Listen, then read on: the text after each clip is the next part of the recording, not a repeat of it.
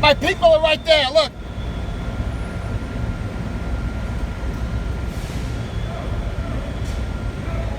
Can I go right here?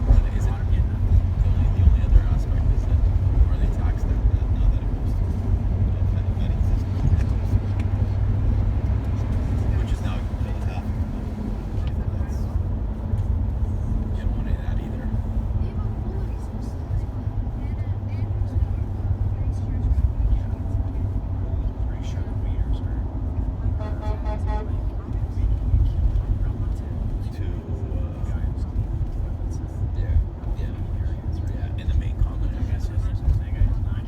He's getting zeros. The guy who's cleaning that kid washroom. Oh, poor kid. Yeah, making messes up for him. Almost hit the urinal. Mike said it was 10. So much diapers.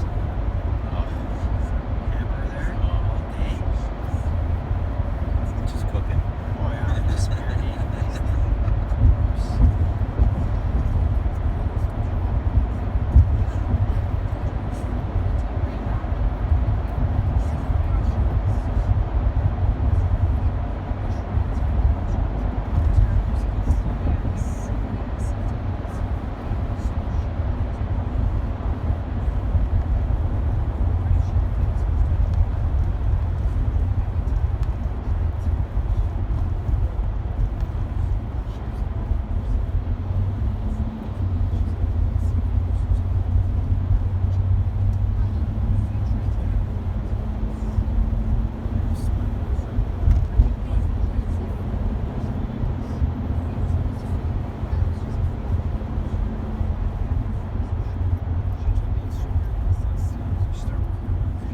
Thursday. So I got a break. Yeah, the playoffs on my hockey thing, so I'm playing Monday. Oh yeah? Yeah, I made it to the finals. Well, me, I didn't really help. The other guys, I got some rock stars. Those guys are like, oh, I don't want to play in a higher level. I just want to be chill with some guys. And like, God bless them, because they're doing all the heavy lifting for us, the draggers.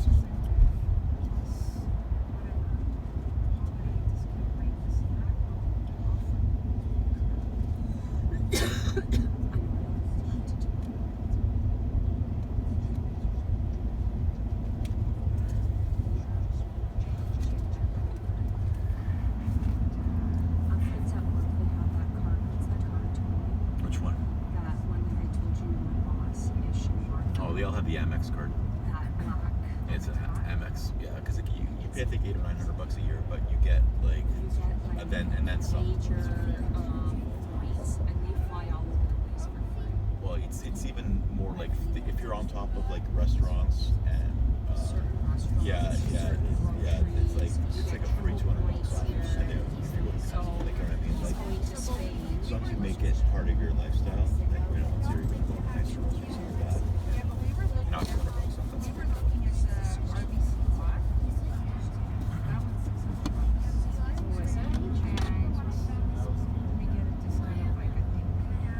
No, it's 400. Yeah, just That's not doesn't give you garbage. Yeah, the lounge where you go spend $40 on a beer now instead of 21. No, what you have to do is look at the actual breakout. Some of these places, actually, some of these cars provide something that blends with your lifestyle. That's all. If you go to a certain place with your kids a lot. God, who takes Amex? Huh? A lot of people don't accept it. Really? Yeah, because they take Percentage on it? 6-7%. Oh, I didn't know. Yeah, my buddy swears by it because he's that guy that reads every line and finds a way to get his squeezes that rock to get every little bit out of it. Points can be transferred to anywhere. It's like you can transfer points to use if you're booking and it only takes active points. You can take those points and anywhere. There's so many different What do you use right now? fine lines about it. It's like you can leave it and use it. I think it's I don't know if the companies that you've been all the vendors accept it. If they don't accept Amex, A lot of people don't accept it. That's the then there's your issue right there. Then yeah. if the first time someone doesn't accept it, you don't want to use it. You want to take it out at that point. Let's stick with that. the only place that accept it are places with crazy margins. Yeah. Luxury lines, they don't care. Anybody who's like as normal merchants, they're not gonna accept it. Because even me, I get mad at my staff because people take off the price. Oh, because it's you guys it takes out your Yeah, margin. if it takes like $6 every $100 you spend, It's then it's like, what's the point? say no Amex. We do. We just say no. Okay. And then they Do you got have anything else? They have debit. Debit is 10 cents. Okay, The transaction is 10 Then we'll cents. do that. What's the transaction for like an Avion? So that's manageable then? So you don't want still like we still give up like $1,200, $1,300 a month. just on Credit that. card companies. Right. So you might It's a lot. if you go to Hell debit, of a then you transport.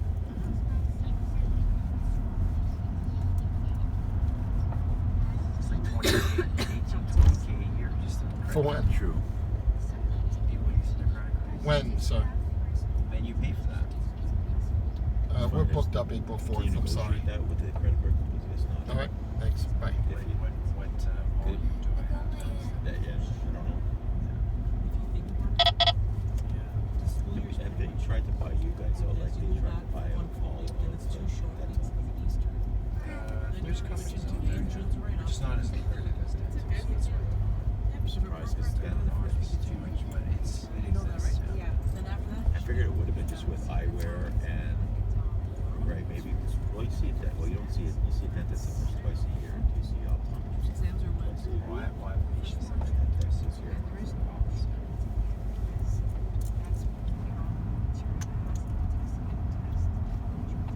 But is June from September to June tested or from second term?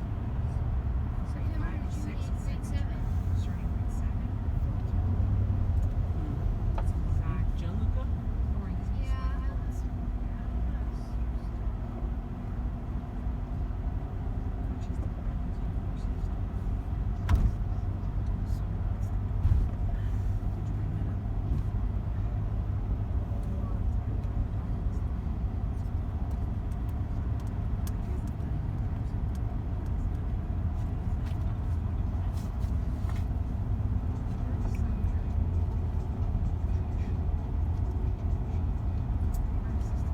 I think St. Mike's does that too. They do the same as St. Mike's. St. Mike's is just 10 minutes away. You know that, right? Yes.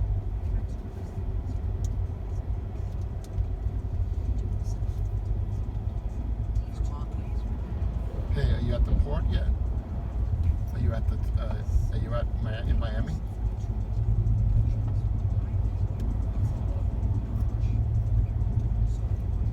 Yeah, you're going to MSC, but yeah. So when you go in, you're gonna go to the left in between. Like there's a walkway between Icon and MS and World America. There's a little walkway. People walk back and forth. As soon as you come in, you got to make a left and stay on that wall. They're coming now. They're gonna walk to that wall. I sent them a picture of the van. Gets cut off his fault, is it? They have a picture of it. Just stand out there with the doors open, and then just smile. They're gonna come right up to you. They got a picture of the van. I told them to be at that walkway in between Icon and World. This is what I had, right? It's what I had. Yeah. You look at the calendar. The numbers on the calendar. Just look at the calendar and keep your phone. The reception's not that good. You got to stay on your phone. Restart your phone if you don't have any reception. It's funny, you know, government Alright, can't, like, bye. I can't go start a camera anymore. And these guys, and person. You know what I mean? And well, you say, well, it's for a different purpose. Well, yeah, it's for a purpose. It's just in case of. I can't do it in case of. I can do something like that. Like I have to, like even our car stuff, I have to switch it on. Like not well, just anyway. They're crazy. At some point, you have to choose.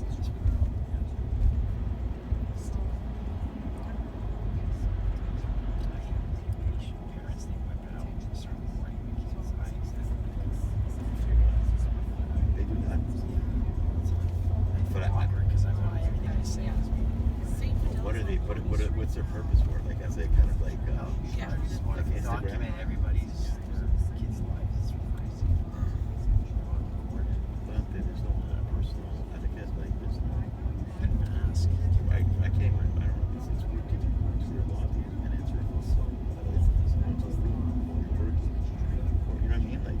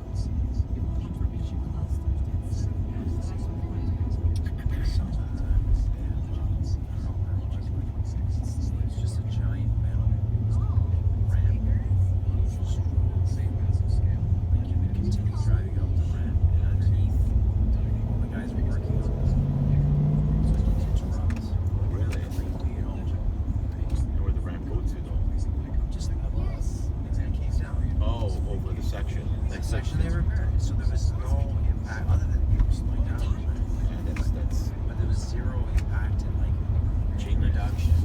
We do that for what, like 100 years? They'll take a plan. You could do that theoretically for as long as you want.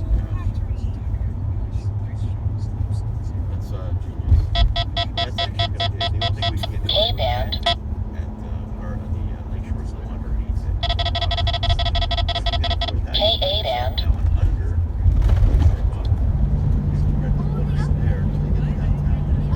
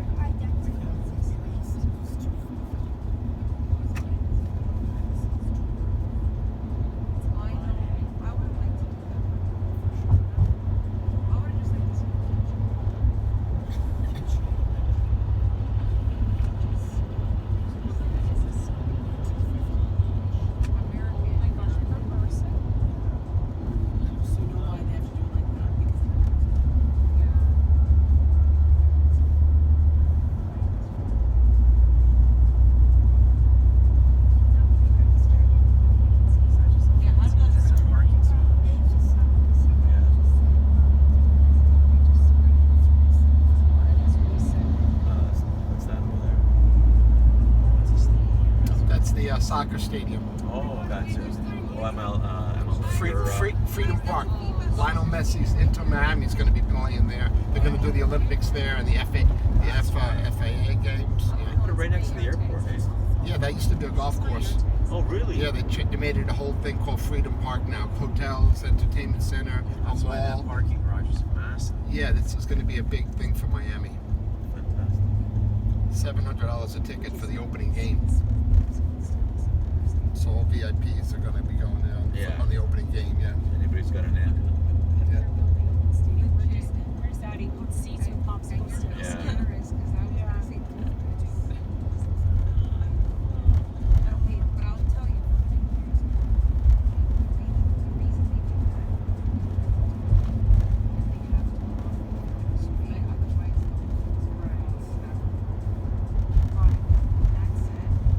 Okay, so we're here. What airline? Do you guys all going to the same airline?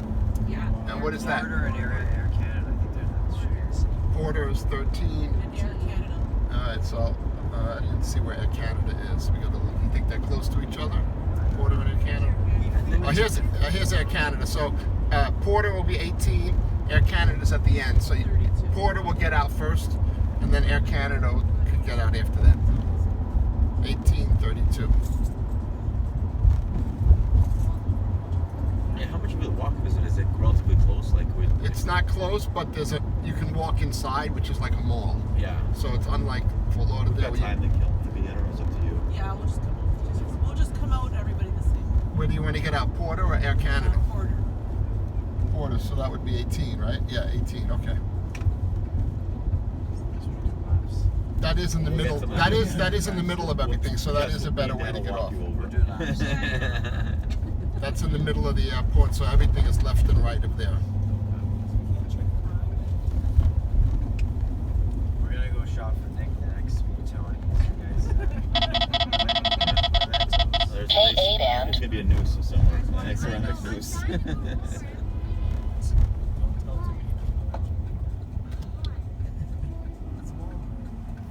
But Walmart in the States is different. That's true.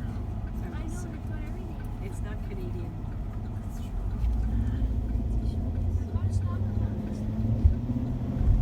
I grabbed ours out of the fridge this morning. I remember last Sunday. Oh, that's it.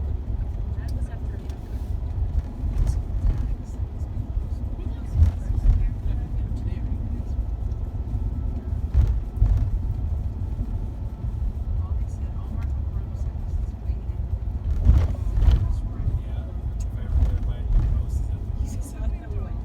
That's like Daxi rests his head on our porch.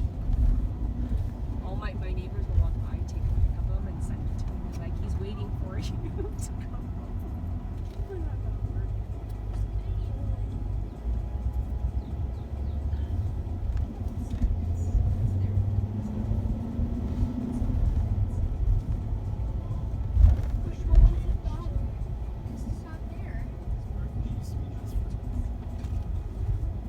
Because we're all American. See that in front of the kids. Oh no, the Canadian flag's there.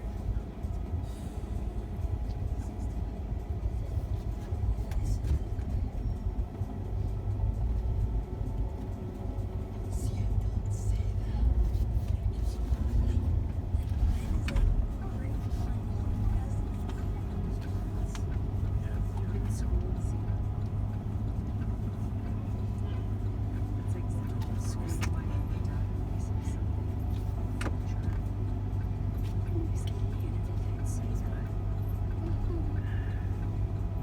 There's usually a sign over here. I don't see any sign. It said 18, Yeah, it said 18, right? but yeah, they're supposed to put it on this sign. It's right there. Yeah, but we Where? don't have the actual. Do you see it? We got a lot of time to kill. Well, right now you're in the middle of the airport, so it's good. So you can go this way or that way. But it said 18. Sometimes they don't get a chance because it looks this. It should say it here, but MIA didn't program that board, so that's why it doesn't say it. But it said 18, and those signs in the front are accurate. All right, I'm gonna open up those side doors. Just Okay. make sure you stay on the sidewalk. I'll put all the luggage on the sidewalk. Okay. Because it's kind of dangerous over here. I appreciate that. Yep, yep. So don't I didn't hear that. That's funny. Okay. All right, I'll open up the doors. Yes, we love Sure. this. I like mystery.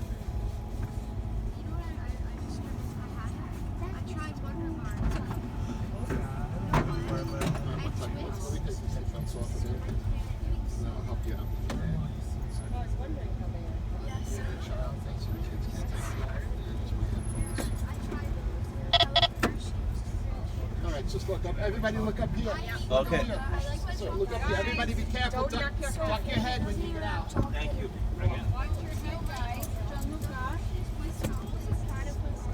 It's not even white chocolate. Yeah, it's literally worse. It's not even white chocolate. Like, it's not even. I agree with that.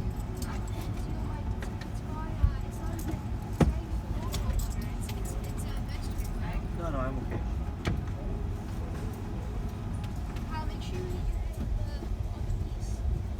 Oh, He just said it 3 times. He said it 3 times. that's Paolo. That's Paolo.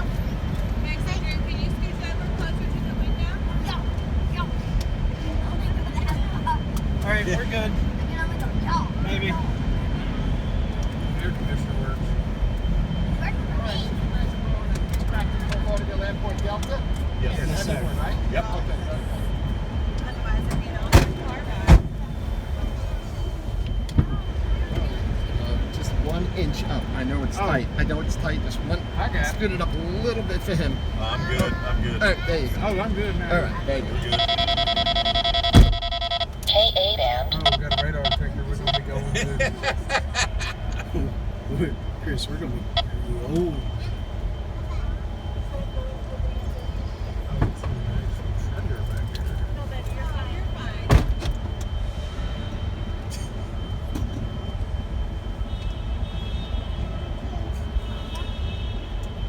GPS signal acquired.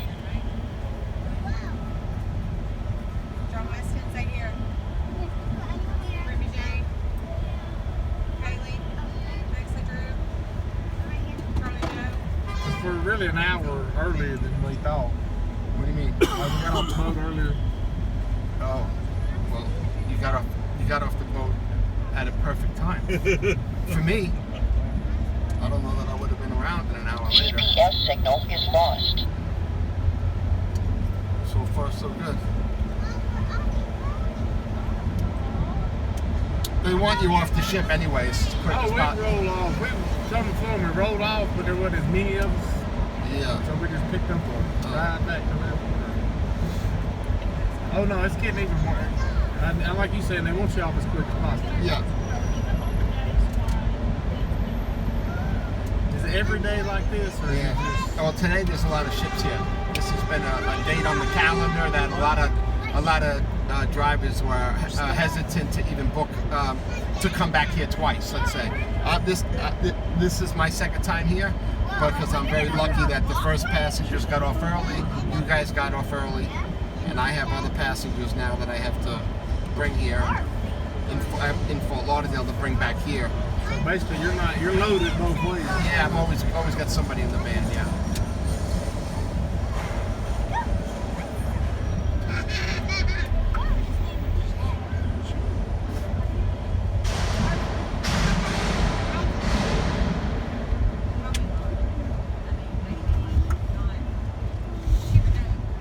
Now we went out to MSC last year. And before they built this terminal, the traffic was terrible. Like Yeah, I mean, but then again, these terminals that they just built. are easy to get in. No, I mean when they did, this is a man-made island, and I'll show you what Terminal A used to be. That's why this is AA, because they couldn't give it any more letters. They didn't even do that right. You know what I mean? So they gave, this used to be all cargo. See, this side of the island is cargo. This side of the island is passengers. So they, the ships got bigger and bigger over the years, obviously, and the cruise lines wanted their own terminals. So the port said, okay, we're gonna give the tip of the island take it away from them and give it to them, and we'll let the cruise lines build it with all their own money. So they built MSC, they built Royal Caribbean, and they built Norwegian, and they built this flyover to try to help with traffic. But because it wasn't designed the way the original terminals were designed, the logistics are terrible. So some drivers won't even pick up at these three new terminals. They'll ask you what ship you're going to, and if you say Royal, MSC, or Norwegian, they'll say we're booked up. Because the way you'll see when we're driving, Terminal C, which is just a generic terminal that the cruise lines can reserve if you don't have your own terminal here, like let's say Celebrity or Princess or Holland America, they would rent one of the terminals from Miami. So right after this Norwegian terminal, which is B, you're going to see a small little building, which is C, right there. And there's no ship there, you see? That was Terminal A, and there was nothing here, right? There was nothing here. And those terminals are very easy to get in and out of, because you make a U-turn and there's like 6 lanes. Unlike the other 3 terminals, there's 1 lane. And all it takes is a little fender bender or a big bus not to be able to make that turn. So the logistics of building these 3 new terminals are really, they're beautiful terminals, and it's nice to have a beautiful terminal, but the logistics of it, they took their footprint and they used too much of the footprint for the developer and not enough for the logistics.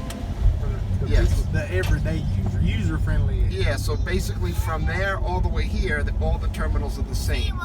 But they are building, Royal Caribbean's building a second terminal here, and then and Virgin built the terminal here. So we're we're gonna maybe see the Virgin ship when we come up here. There was no room on the island, and they let Virgin build it. So all the ships are this way, and Virgin's that way. So if you look, see the red ship? It's this way. Right. So they didn't have any more room to give any more cruise lines any room to build the terminal. So they built another terminal there. So within a half an hour over here now, like the traffic is already getting really bad, but within a half an hour, they're gonna reroute. See those cones? Right. They're gonna reroute everybody to go to the cargo section and then snake them like this. All the way back in there. And then it takes an hour. Once you get out of the tunnel, it'll take an hour to get to the ship. And if you're not off this island by 9:30, you're stuck here, and there's nowhere to go. You guys did good. What time's your flight? Well, this late tonight, but we can get them cheaper plane tickets. Well, you know what? I could have given you a drop-off tour. Well, I can't do that anymore, but next time, if you ever get a late flight, what I do is I hold your luggage and I drop you off at the beach, the mall, or the casino, and then I come back 3 hours before, bring it to the airport. And a lot of people do that because they're lucky to get a cheap flight out of Fort Lauderdale.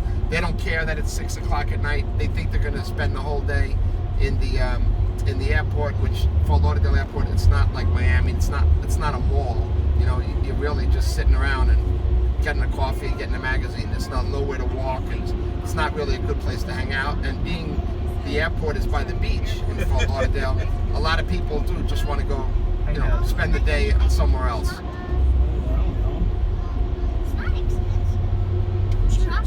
It's good to know about that 9:30 though. Chocolate gelato. Yeah, Just one I mean, dollar. think about how many. The island was designed for 5 ships, and basically when they built that island, there was probably 4,000 people on each ship back then, right? Now there's 6. Now there's double that, and now they added another 4 ships. So it's literally, if you think about it, it's an astronomical number of people, and you got to have a car to get on this island. So even 1 or 2 people have to take an Uber. So the numbers are unfathomable about how many passengers, how many vehicles have to get to this island and off this island every day. And when it's a day like today, when there's this many ships, Ubers won't come here. People are booking Ubers right now. Like I have to shut my phone off because people, when I drove in, will get the number off the van and just call me. So I have to shut my phone off. I'll turn it back on now. I have to turn the phone off, and I have to turn this phone off. This is another phone. I have to turn this phone off just because people are drastically trying to call Uber, and Uber's just blocking them, canceling them, and they're missing their flights. So a lot of people probably did miss flights this morning. So you're saying the Uber don't even go down there? Well, Uber, what happens is Ubers know, right? They know how many ships are there, so they can make much more money just going from the airport to a hotel all morning and not come here, right? Because they want to get you in and out as quick as possible. Unlike a taxi, who would love for you to sit in the taxi right now. The taxi is going to be $200 to go to Miami Airport and $300 to go to Fort Lauderdale Airport because they got to sit in the traffic, and you're just going to see that meter, right? The Ubers, they get paid like me, 1 flat fee to get people from, to and from, and they make peanuts, the Uber drivers. Think about it. They make 30% of what the rate is. So if the rate is $100 or $80 to get to Fort Lauderdale, they're only making $60. The tolls are $8. The gas is high. It's really peanuts what they're making. So they know that. And then they got to spend more than an hour in the port trying to get you, trying to find you. So passengers don't realize that on a day like today, they can't call an Uber, and that people are drastically freaking out right now. Yeah. But you guys did it right. Well, we've never used. I don't know. When I first did it, and it's all on the phone now.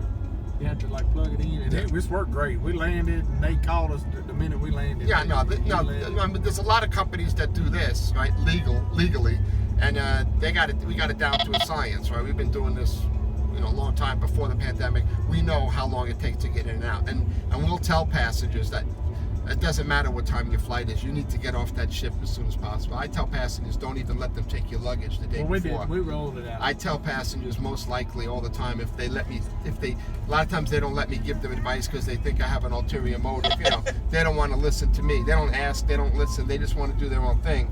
And they're the ones that get left there, and they'll get their refund like that. You know, we'll cancel the shuttle, give them back their money, and they'll complain and write a bad review, but we're on to the next person because they didn't really, you know, they didn't follow instructions right, or they didn't want to take our input. But this is the busiest cruise terminal in the world, Port Miami, and right now there's no place in the world that has more ships. Like, look over your left shoulder and just count them. Is there 7 or 8? Look over your left shoulder. Somebody count those ships. How many ships are there? There's 7, right? 7 or 8? But they all leave again today. They all leave at 5 o'clock. Yeah, they come in at 5 a.m. They leave at 5. They spend about 12 hours here. Is there 7? Okay, so if there's 7, the average amount of passengers on a ship is probably 5,000 or 6,000. And remember, the crew is always 2,000. Every ship has 2,000 people working on it. They don't always get off the ship, like when they go to Barbados and Key West and Jamaica. But you know where they do get off the ship? In Miami.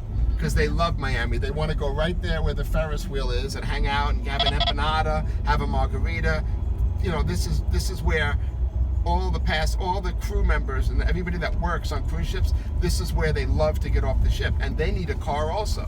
They can't walk. I mean, the only way you can walk is over that bridge, and you don't see anybody walking. That's the only way right there to walk off this island.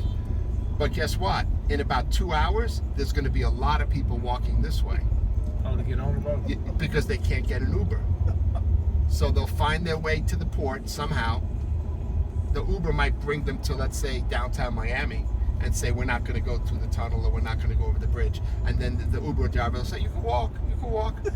But so nobody's walking yet, but you're going to see that's the only way to walk on the island. And that'll be packed with people, you know, grandmothers, baby strollers, people pulling their luggage. Yeah, it's a sad sight. It's sad.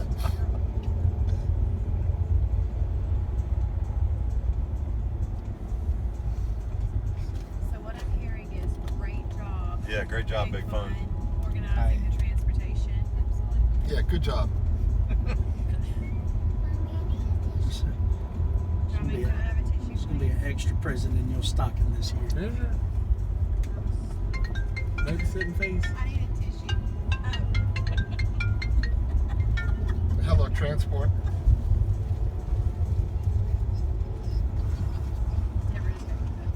Excuse me? Miami. You need to pick up right now? I do. And where are you?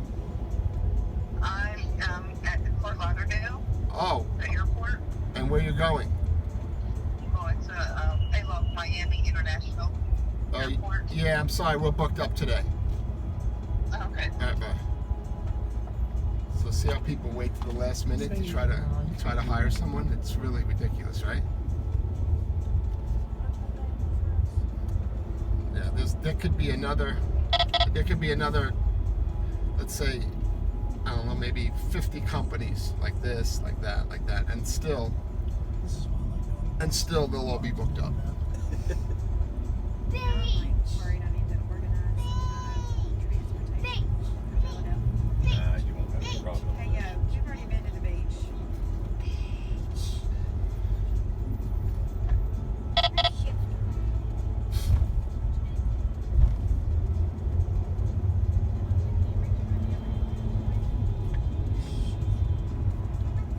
Did you guys have breakfast? Somewhat. We'll eat again when we get through security. I had breakfast. Well, I'll give you one other option. There is a 24-hour diner, a really great diner called Lester's Diner, right by the airport. And a lot of people get dropped off there. It's a big diner. It's got many tables, big tables and all that. I've been there for 50 years. And a lot of people go there, bring their luggage, spend a couple of hours there, and then they Uber to the airport. I think we're gonna go to the airport with all these children. Yeah, I don't blame you. I'm giving you like those two options if ever you come back and you don't want to go sit at the airport, you can always get dropped off at the diner, which is really close. Then you just got to worry about taking maybe 2 Ubers to the airport. 2 Ubers to the airport, which is very cheap and it's very fast. Probably a 10-minute drive. The Uber's probably really cheap, $30 maybe. And that's just another way. And a lot of places don't feel comfortable letting a lot of people in with suitcases. Right. This place has done this for 20 years. So you go in there right now and you're going to see families sitting at a big table with all luggage packed up in all the corners of the restaurant. And this place is okay with it. Yeah, that's just another idea. It's called Lester's Diner. Lester's Diner. It's been there since 1967. If you want to Google it, Lester's Diner, Fort Lauderdale.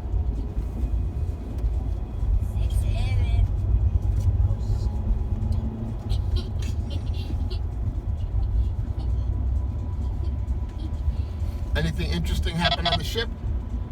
It was fun. Yeah. We could tell them about our Alaskan king crab near death. Oh yeah. What happened? We went to Cozumel. We went on an excursion, and it was real rough. We took the ferry across the Cozumel over to the mainland, and it was like 8-foot seas. You've seen Deadliest Catch with the crew. That's what it felt like. Really? It was bad. They was handing out barf bags. It was bad. Was it bad fun or bad scary? If I did not have my children, it would have been bad fun. Yeah. Yeah. Were the children freaking out, or Oh, yeah. they No, were? it was bad. Did they have life preservers on?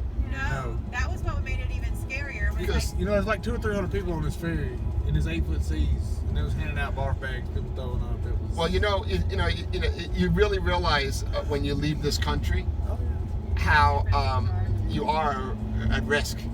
yeah. Because in this country, they would have been, the Coast Guard wouldn't have probably let that ferry go out in those seas. But in Mexico, Yeah, they did. they're not going to turn down that money and refund that money. Now they- No. They're going to say, Captain, Yeah. that's why we hired you. Yeah. Just make sure there's enough gas, because you don't want to run out of gas. But Yeah, the do your crew best. did a great job of keeping they were very calm. Everything was fine. It was just like, No, they were freaking out too. They were freaking out. oh, for sure. But the reason why they're so good, like any captain, look at Titanic, that movie, how that captain was acting. The ship was going down, and he was playing he music. was having tea. They was playing music. The seamen are like that. They are like that. They will go down with the ship. Hey, They you know, will go down. they play Was there any music. lifeboats on the no lifeboats on this ferry? No, they had Just life preserve, no rafts or nothing. no. They had life jackets, and that was it. And those were shoved underneath the benches. Did you guys take video of the waves and the? I was too scared to let go. of Oh them. wow, that is crazy. Someone did fall. They had to have and, paramedics get waiting hurt. on They had them to to call get an there. ambulance to meet us on the pier. Wow. Now the excursion itself was great. Getting Yeah. to and from was not. And It was an just extra the excursion, weather. I guess you'd it call was. Yeah, it was just because the weather was wind. real windy. Sure, of and- course, but they're supposed to know that. They're supposed to cancel it and give you your money back. Yeah. In this country, they would have done that. And we have high seas here too. People go out. People make reservations to go fishing here at 4 a.m. a lot to catch sailfish, and half the time it gets canceled. They get their money back because it's not the optimal time to take out that boat, right? Yep. Mexico, they're going out no matter what. You know what? It's fine. We're gonna risk it. Well, for next time. Yeah. Great. It sounds fun, but you're right. It was probably scary. That reminds me of a time that I was in Key West with a bunch of people, and I drove them down there, and they were like, "Hey, I had to wait for them for 4 hours and then bring them back." It was like a big job, like a $2,000 job. I bring them to Key West. It's a 4-hour drive, and they liked me. We hung out in the van for 4 hours. They brought a cooler. It was a bunch of kids, maybe about 20-year-old, 25-year-old, and they were going down there to go on a jet ski tour. And supposedly in the middle of the ocean, there's a sandbar where you can actually dock the jet ski, and you can get out in the middle of the ocean and stand up. And these kids saw it on social media, and they wanted to do it. And they showed me the video as we're driving down to Key West, and they said, "This is what we're going to do when we get there." And I went, "That looks pretty cool." The seas were flat. They were standing out there in the middle of nowhere taking video, and you didn't see nothing. And when we got there, they said, "Hey, one of the girls is not feeling too well. We already paid for our jet ski tour. It was like $175 a person. You want to come?" So I said, "Yeah, I want to come. I like jet skis." So I went with them. and everyone was throwing up, and that nobody knew how to ride a jet ski, and the waves were going up. People were falling over. I was jumping in to get them. The jet skis were turning upside down. The jet skis were upside down in the water, and nobody knew how to flip it back up.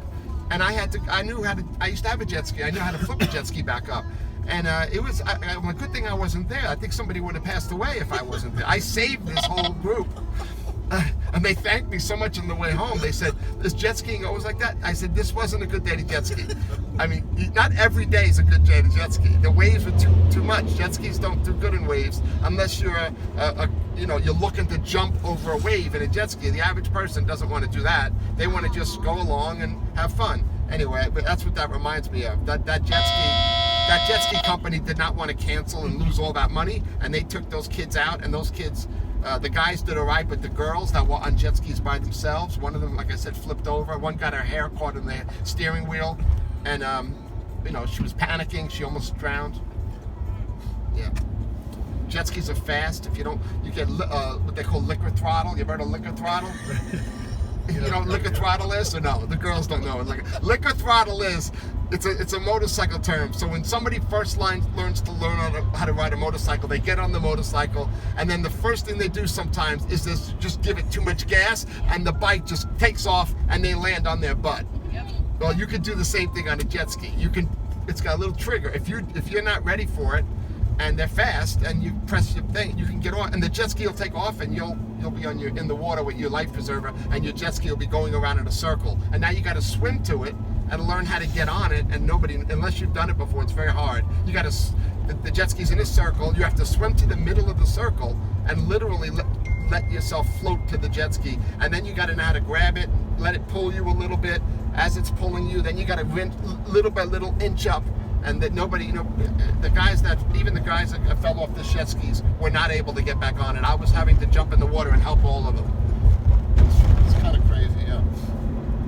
And it was high tide, so even when they got to the sandbar, it was up to their neck when they were standing up.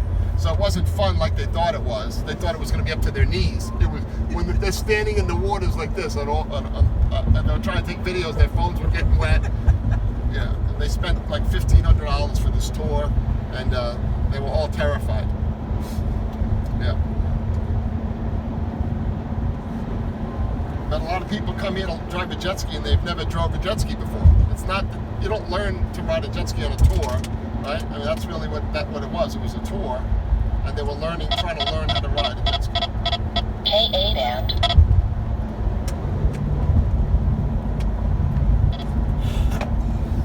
But when you go on vacation, you create great memories, so you'll always have that memory of that. Yeah. Was it a catamaran, or was it like a ferry boat? Ferry boat. We didn't get the luxury of the catamaran. It rode a little bit better. The catamarans are good because the catamarans handle the wake really big because they're wide.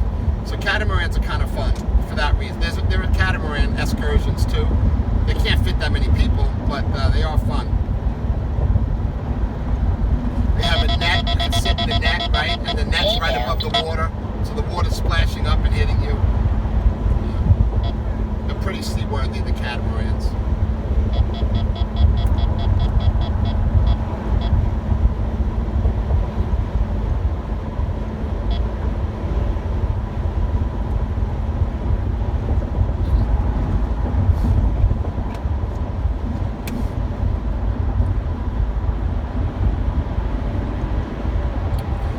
An Italian family owns that cruise line.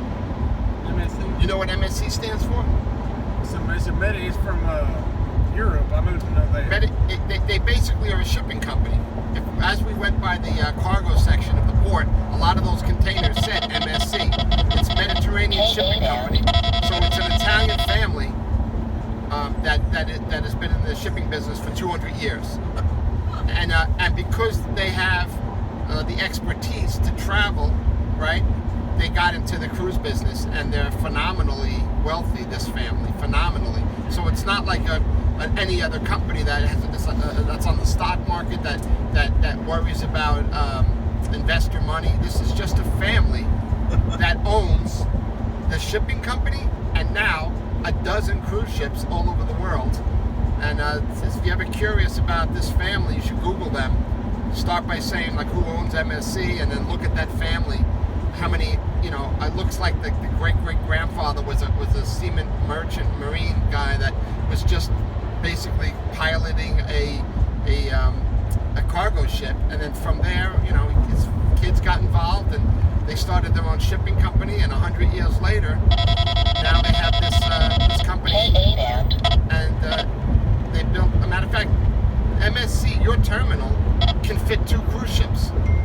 So right now, the second Royal Caribbean ship, I think there was another ship at your terminal. There was Freedom, wasn't it? Freedom of the Seas? Was that your terminal today? Yeah, because Royal Caribbean has a second terminal under construction right now. So Royal Caribbean is actually paying MSC to dock their smaller ship there. So Icon of the Seas was at Royal Caribbean's terminal next to yours, Terminal A.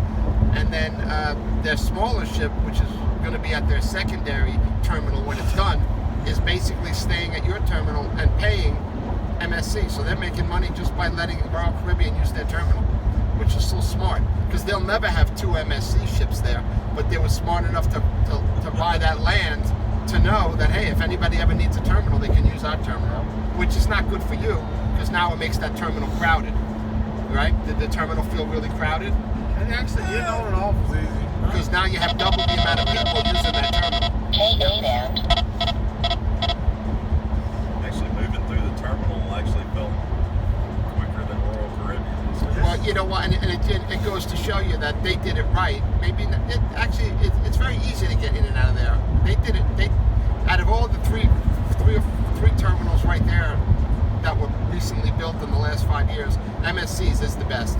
The only thing is it's at the tip of the island, and you got to go through everything else to get to it. But once you get to it, it was pretty quick. I pulled right in. I got that spot that I assumed was going to be open. If it wasn't open, it would have been a little more difficult. I would have had to try to find a spot, but normally they let the shuttles that have trailers stay against that wall, and I assumed that's where they were going to let me stay. And there was, I think, only one spot open when I pulled in. Perfect. It was perfect. K-band signal stored.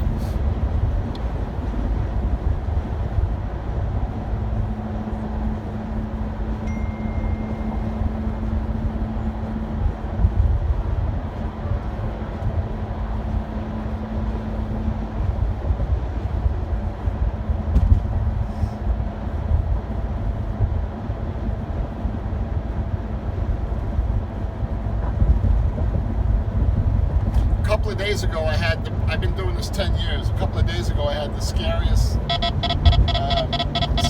situation happen to me on this highway. The car was over there. This is a paid lane, an express lane from Miami to Fort Lauderdale and Fort Lauderdale to Miami. It's on both sides. You can't get off and you can't get on unless there's an entrance. But if you look at these cones, some of them are orange, right? So they all used to be orange. They got run over and they get flown in the air, and they replace them with the white ones, which are really orange ones with another layer of plastic on top of it. So it's orange with white, and they're a little stronger, but they're only glued down. They're epoxy down. So they do come up if you run over them too many times. So I was in this lane, and a couple of cars were passing me, and the traffic was backing up over there. And one car either was looking up and was scared because he was going to hit that car, or he just didn't want to wait in traffic and went over the cones and hit a car that must have been doing 85 miles an hour, because I was doing 80. So it must be he was passing me. And it hit that car. This car hit the other car that went in, because he was only doing 20 when he went over that way. So he was backing up like this. And he hit that car. The car's bounced off the wall, spun around right in front of me. And I did like what the NASCAR guys do. I closed my eyes, Lock out this signal. I floored it, and I just went right towards the accident like this. Everybody in the van, I have it on video. If you want to see it, go to my YouTube channel. It's on there. I don't want to show it to you now because I'm driving. But I saw them spinning. They're screaming. I have 11 people in the van. They're screaming. And I put my hand on the steering wheel. I gunned it right towards the spinning cars. And then at the last minute, I gave it a little swerve, and I passed it. And they were all cheering and happy. And, oh my God, oh my God, oh my God. And I didn't say one word. I was just stoic and calm.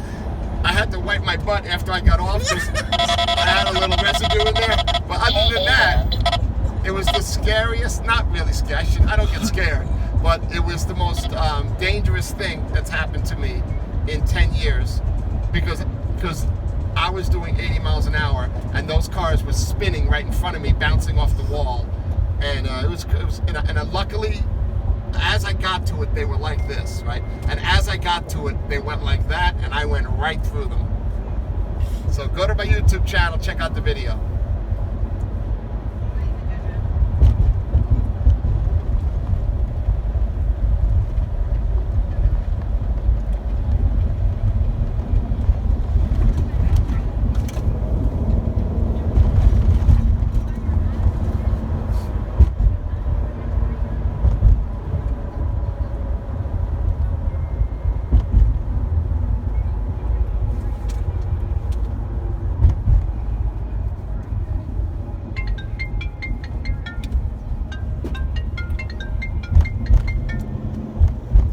Lanny?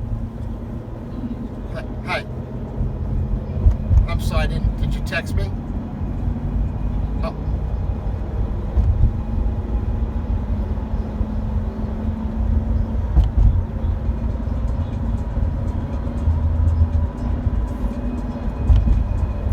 Most likely, yeah, if you're just changing the destination. It's a pickup today?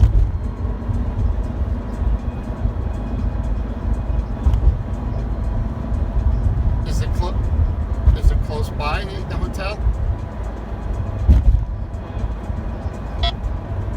Ocean Drive, okay. So you sent me a text. What time does your flight arrive?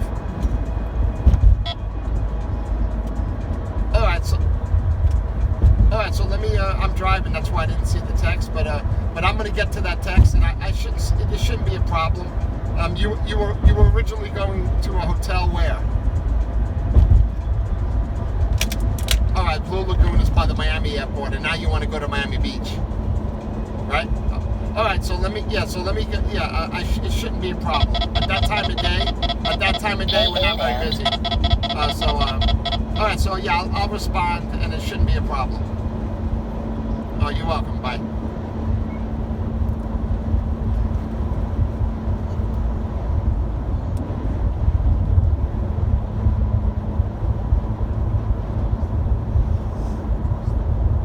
I just got a new transmission in this van. Guess how much it cost? $10,000. Wow, $7,800. But you know what? I said new, it was rebuilt. If it was new, it probably would have been 10 grand. You're right. It was rebuilt. Chevrolet that I had to put a transmission in. Yeah, he didn't give me, the mechanic didn't give me an option. He goes, yeah, we'll put a rebuilt transmission in. It'll be a warranty from GM. I said, really? He goes, yeah. He goes, that's what you want, right? I'm like, you're my mechanic. Is that what? He goes, yeah, I suggest a rebuilt transmission. I just got it done 2 days ago, yeah. I was driving like a week ago. All of a sudden, tachometer, I leave the tachometer thing on there, so it usually stays at 1,600, 2,000 if I'm going fast. All of a sudden, I'm giving it gas, and it's going 4,000 RPMs. It's saying 4,000. The engine's gonna, and I wasn't going anywhere. I was slowing down. I was on the highway. Good thing nobody was in the van. I was slowing down, and the tachometer was saying, and I'm giving it gas. What's going on? So I pull over, put it in neutral, trying to get it in gear, and then eventually I shut it off, let it cool down. I started seeing some idiot lights go on. I'm like, this is bad. And then I after I let it cool down, luckily some places you can pull over, but some places you can't. And I didn't know what to do, so I let it cool down. I started it again, and it started going, and then it started happening again. And I realized it was not getting out of first gear. So first gear was letting me drive till, let's say, 1,000 RPMs, right? And then when it's supposed to shift, it wasn't shifting, and it was going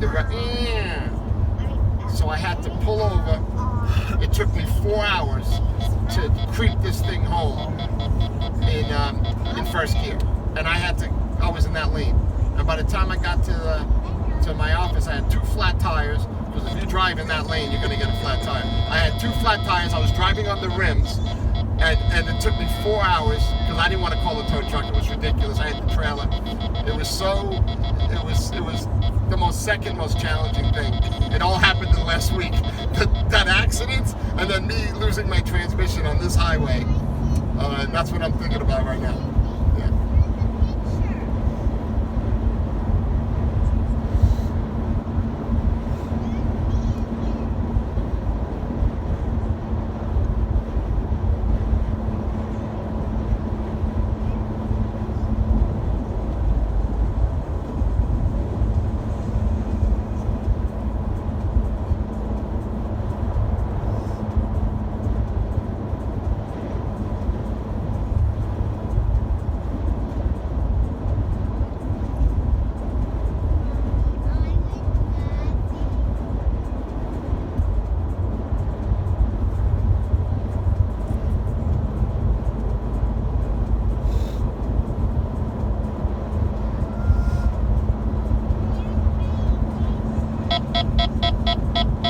Log out this signal. Signal stored.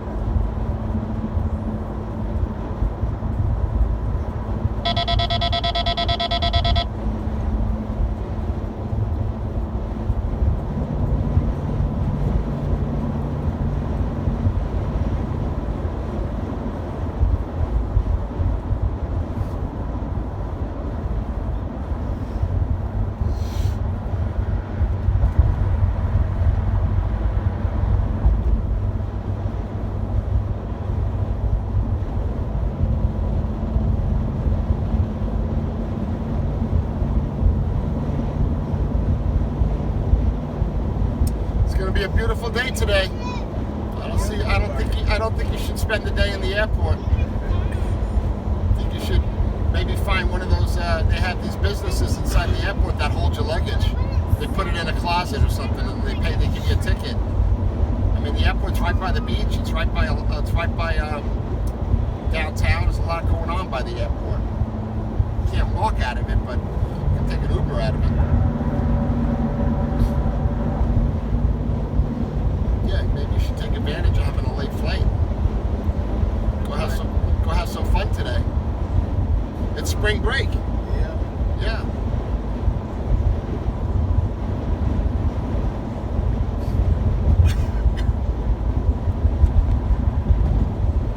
Now this is spring break too for this coming weekend. Yeah, it's really March and April.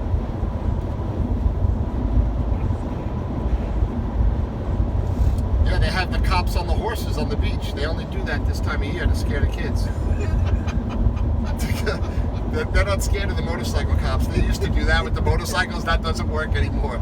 Now and plus the motorcycle cops, they can't go. They used to use little trikes to go on the four-wheelers to go on the sand to make sure the kids aren't bringing glass bottles on the sand, which is against the law. But a lot of kids do bring glass bottles on the sand. And now they have the horses, the guys on the horses, and the horses are just trotting along on the sand. And these kids are looking up terrified at these horses. Yeah, they just started doing that this year.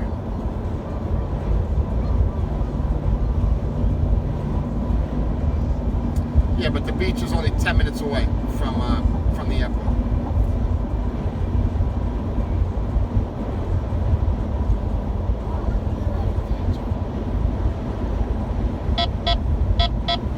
Log signal stored.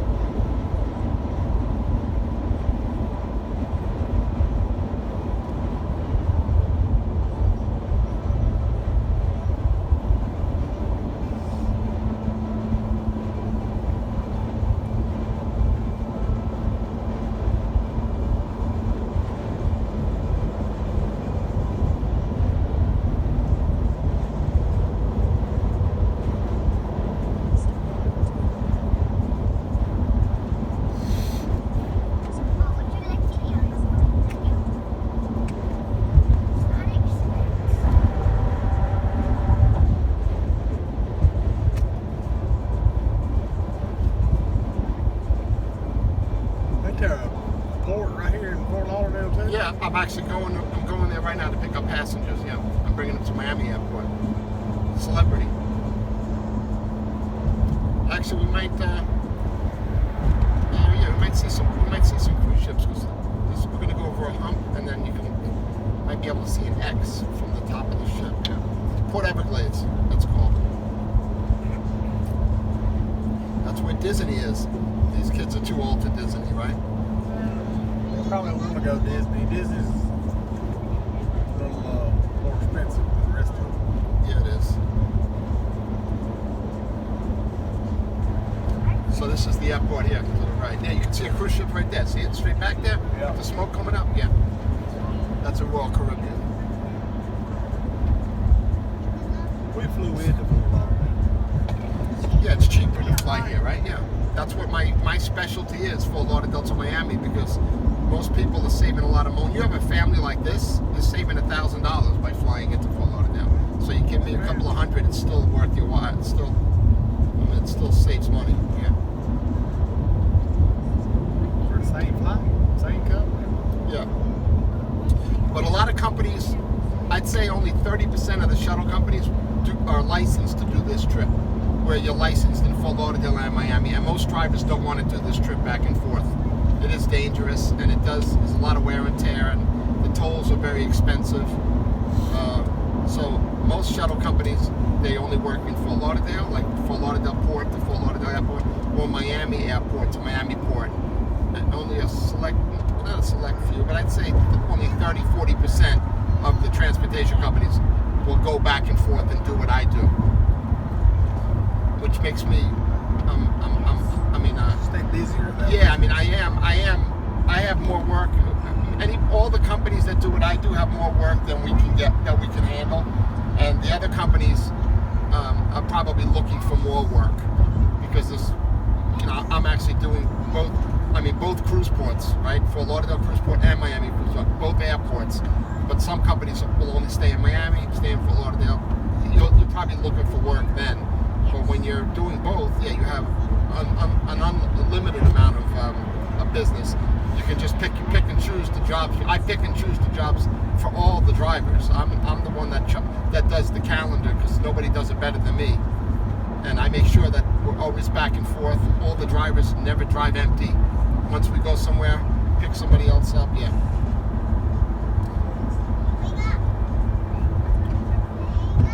So yeah, you can see a ship over there. Yeah, you can see that's probably Oasis of the Seas. There's another one, that's Princess.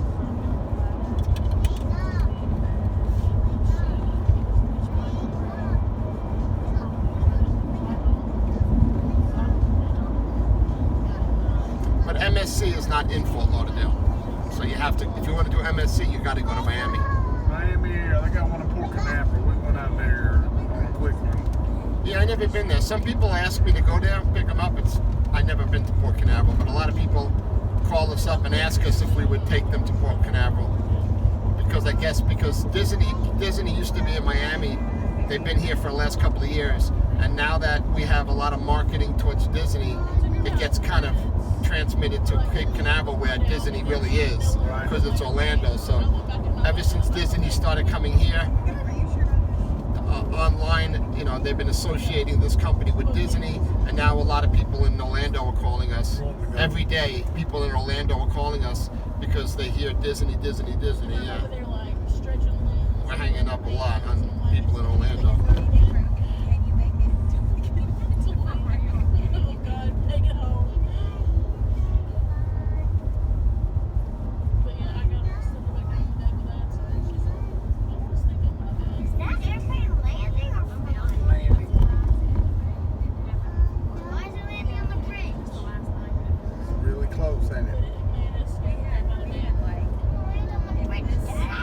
So all of you are going to the same airline? Yes. And what is that?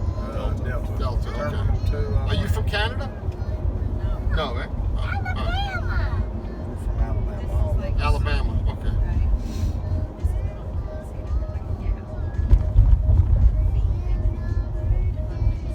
I got an Alabama story. You want to hear it or no? Yeah, I do. I All right. So we had a big hurricane here about 3 years ago, and there was a law office in Miami that had a Spanish family that didn't speak English that worked. Well, no, the mother of the family worked at the law office, and the hurricane was coming, and the mother was scared for her family. They lived in a little condo on the beach, and the law office called me up and said, can you drive to Gulf Shores, Alabama, to the Holiday Inn and leave as soon as possible? And I said, why would I do that? They said, because we have a family in Miami that the only hotel that's available from here north is Gulf Shores, Alabama, Holiday Inn. So during the hurricane, a lot of people go to hotels because they're safer. And plus there's parking like garages. People like to go to a parking garage so their car doesn't get flooded. These palm tree leaves up there, those are called royal palms. Those palm tree leaves are like 70, 80 pounds each when they fall. If they fall on your car, they'll dent your car, they'll break your windshield. And during the hurricane, that causes, those palm tree leaves cause a lot of damage. So these people lived through a lot of hurricanes and they were scared, and they were gonna wait it out, but people wait it out and then they see what's going on in the news and they see Key West getting torn up. So Key West was getting torn up, and they were crying to their boss. She was crying to her boss, and the boss said, okay, let's get a hotel for you. And and all they can come up with was Holiday Inn at Gulf Shores, Alabama, and me. Like, so I said, yeah. I said, I'll do it. I'll do it for $3,300. And they said, okay, no problem. I thought they were gonna say, get out of here. When they said $3,300, I told my partner, hey, I'm making 33. He goes, Nick, you're not gonna have the gas to go up there. The gas stations are closed. And I said, no, I'm gonna work this out. Because I knew I was gonna have to bring them back too, which I did. So I made $6,600. I stayed up there at the Holiday Inn for 4 days. That's another story. But I made $6,600. It took me a week to make the money, but it was kind of fun. I had fun up there. It's the only time I've ever been to Alabama. I think you take 10, right? 10, right? You go up, 10, right. So what happened was, listen to this. So I asked my police, so I'm friends with a lot of police officers. My family are police officers too. So I asked my friend, police officer, he goes, oh, you need to get the gas at the Indian reservation. I go, well, how do I do that? He goes, well, usually only the Mitsuki and the Seminole tribe are allowed to get gas there because it's not taxed, and because then the government doesn't regulate it. So when the governor closed down the gas stations, they don't have to listen to the governor. So I said, okay. So I called my friend. He goes, I got it worked out what you're gonna do. And this is a lieutenant, this guy. So he goes, you got to get yourself a 55-gallon drum and a bilge pump from a boat. Put the 55-gallon drum in the trailer. Put the bilge pump in the 55-gallon drum, bring the 55-gallon drum and the trailer to the Mitsuki tribe. I'll meet you there at 9 o'clock in the morning. I went down there. We filled up the 55-gallon drum with gasoline. I filled up my van. My van goes to about Orlando before it runs out of gas. It does about 400 miles. And sure enough, I pulled over the side of the road. I used the bilge pump. It took about 20 minutes. I filled up my tank and got all the way up there. I only wound up using half of the 55 gallons. And once I got up there, the gas stations were open in Alabama. That's the story. So it was kind of interesting. Yeah, Gulf Shores beaches are way different. All their luggage smelled like gas too. When they got when they checked into the hotel and opened up their luggage, they were like, "Oh, it smells like gas." And I said, "Okay, I'll buy you all new clothes. Let's go to Walmart." And they says, "No, we're gonna wash them because that was an extended stay Holiday Inn and it had a laundromat." So I said, "I'll pay for it." They says, "No, our boss will pay for it." Our boss is just very grateful. Everything smelled. I opened up the back of that trailer. It was all gas fumes. I tried to put a little ventilation in there. The police officers were all laughing at me, said, "This is highly illegal what you're doing." But I understand. You're friends with Lieutenant. Lieutenant told us to hook you up, and so that was my. All the houses were on stilts over there, right at Gulf Shores, Alabama. Everything was on stilts. Yeah. I don't think it makes much of a difference. Hello, transport.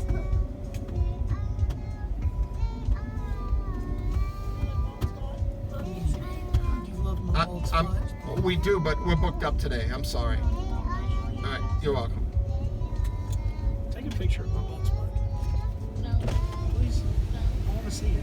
There should be long. Wow, look at the SWAT guys here. It's like usual. Yeah, they say the line may be long today. No, but usually the line is here. So if Southwest doesn't have a line, there's probably no line. You know why this is crowded? Because all the people in Fort Lauderdale are getting off the cruise ships going to Fort Lauderdale Airport. So most of these cars now are from the Fort Lauderdale cruise terminals. Yeah, and see these buses? See how this guy doesn't have any numbers on the side of the van, and it just says FLL Shuttle? So this guy won't go to Miami. He can't go to Miami. To go to Miami, you got to have those numbers on the side, right? So this is a company that only does, right, from Fort Lauderdale Cruise Port to the airport, which is a 5-minute drive. Literally, he's going back and forth all day. But when they have the numbers on the side of the van, then you know it's a Miami shuttle. Like a registration number, code number.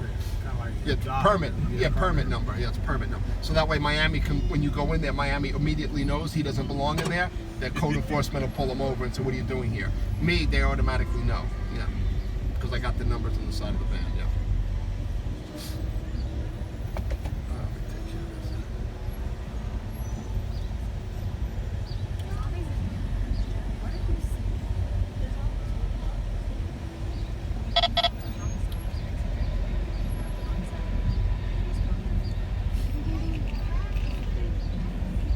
Isn't there only 4? She can sing all of it, the entire soundtrack. You like the zombies movies? She loves the zombie songs. So that's literally in the car, and that's the first thing she has. But Bex and Drew, I'm in zombie land.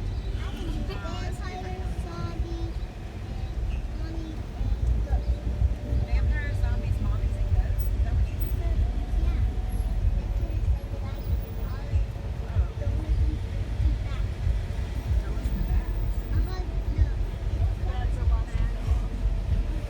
The bats are why you fell off your bed?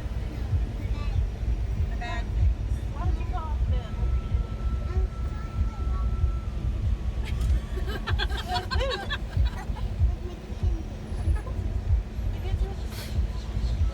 Playing rock, paper, scissors, shoot your dreams. What are you doing? I'll be interested to see how those two teams The do. Jojo, Yeah, that'll be a good game. Indeed, Nebraska will be good. Arkansas should draw them high point. I got Arkansas winning the whole thing. They may do it. We're going to struggle with Texas Tech Is that today or tomorrow? tomorrow. 9:45 in the bed. We're on the Eastern. He's gonna get a so ticket. Watch this guy get a ticket. 8:45. Watch this. I got a ticket for doing this. It's a bus. You're not considered a bus. See? No, but I got a ticket the other day for doing this. The cop was gonna He's he was coming gonna back take over. the cop was gonna take me to jail because I had a camera on top of my license plate, and they just passed a law that says if anything is obscuring the license plate, you're going to jail. And I said it's a camera. He says no. He goes, but a lot of people are covering up the license plate so they don't got to pay the tolls. I said I pay the tolls. He says I could take you to jail right now. You want to go to jail? No, I don't want to go to jail. And he gave me a ticket for just going over this white and black line. These guys are doing it, but I would never do it again because I got a ticket for doing it. Yeah. Usually the cops stay this way, like in the unmarked car. That's a police officer's car. See the dark tinted windows? Normally he gets out, puts his hand up, and writes you a ticket. But he might be busy doing something else. But I learned my lesson. I make a lot of mistakes, but I don't make the same one twice. A lot of mistakes, man. Whoa, I make so many of them. But I don't make them the same way. I don't make two mistakes. I don't make the same mistake twice. I'll never do that again.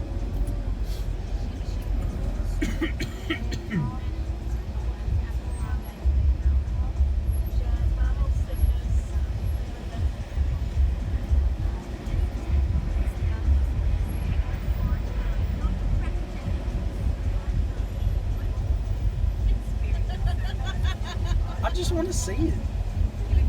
I'm not concerned about it. I just want to see it. I can't see back there.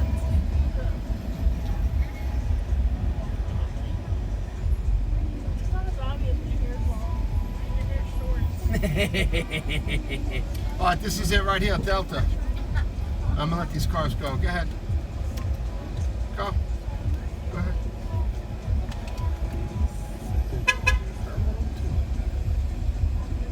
Okay. I'm gonna let this car go too. That's an Uber.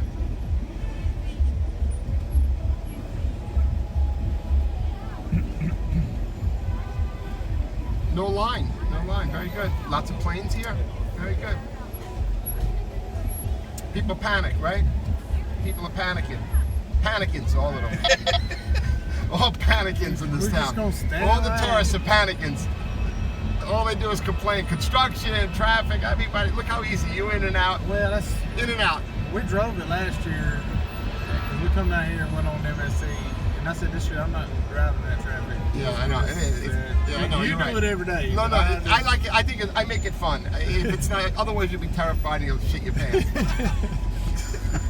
If you don't make You're it not fun. wrong, though. No, if you don't make it fun, it's really scary. It Like, my really wife is. hates traffic. Go to listen. Go to my YouTube channel and watch that video, and you'll be like, he ain't kidding. That was the scariest thing I ever seen. What's your YouTube channel? It's just go to YouTube and type in Florida Shuttle Van Service, Florida Shuttle Van Service, and then look at there's a regular video and then there's a shorts video, and one of them is called Lane Diving Gets It Wrong, because the name of the crime is called lane diving. I'm gonna open that door. Yes, sir. Yeah.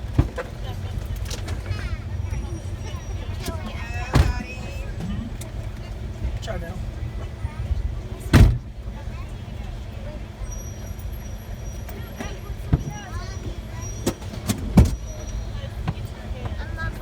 Hold on, I gotta take the seatbelts off, and I want to just remind you again, be careful when you get out. Take your time. Make sure you don't leave anything back there. Check your pockets. Check your pockets. You don't have any pockets. Just watch your head, everybody. Up here, just be careful. Take your time. No, I got it. I'll give it to her. I have no pockets, Coco Joe.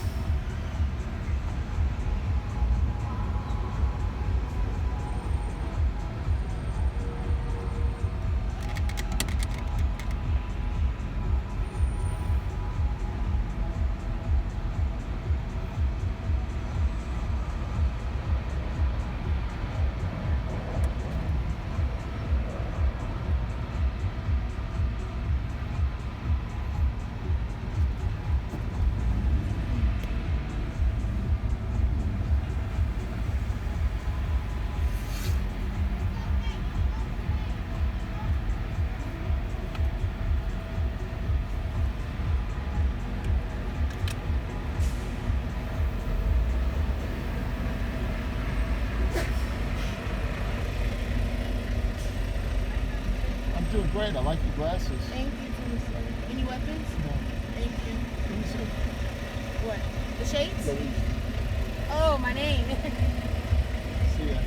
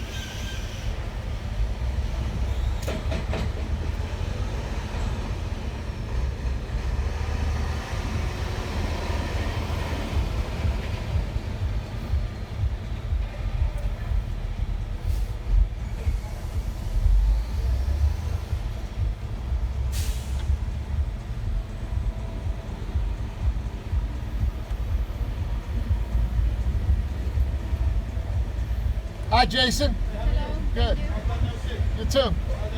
I'm doing great. Good seeing you. You too, buddy. I'll see you later. Yep.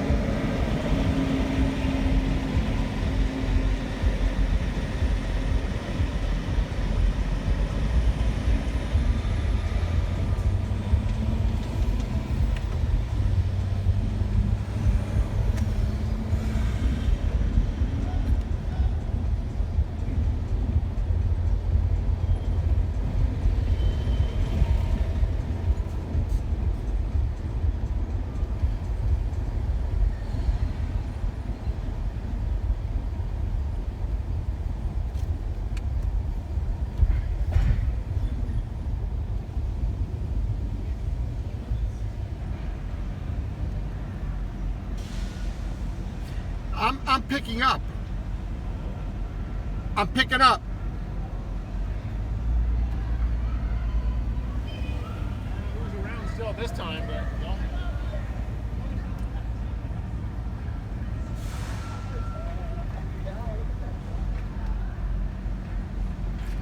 I'm picking up people. They've been waiting on me. They should be right there.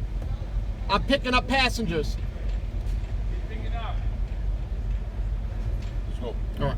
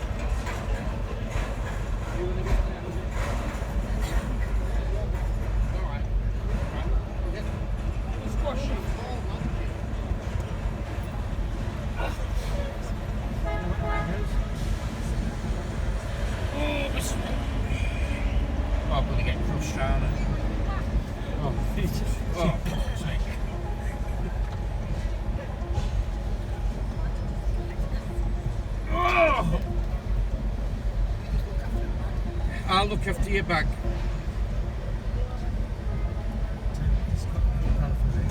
Yes, honey. Please wipe that screen.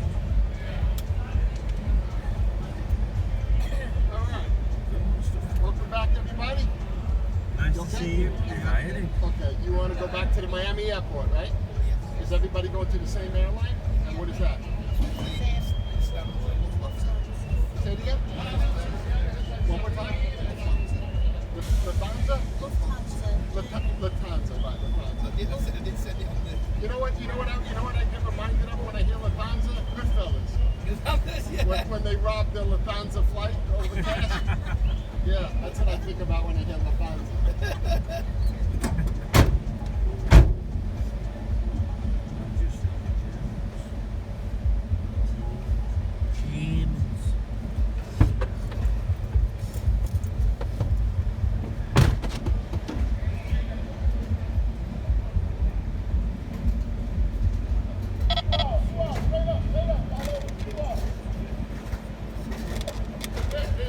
So this is Celebrity's terminal. I didn't drop you off at this terminal, right? Or did I? I did drop you off here? No. Did I? I thought I dropped you off at another terminal.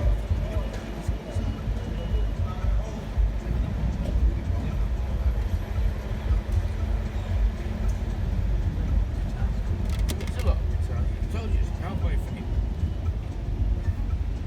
There's a lot of sheriffs on there.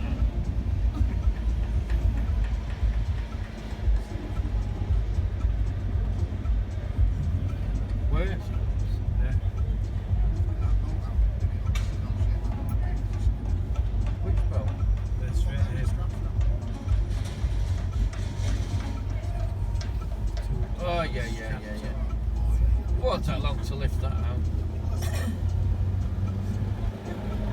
back for water.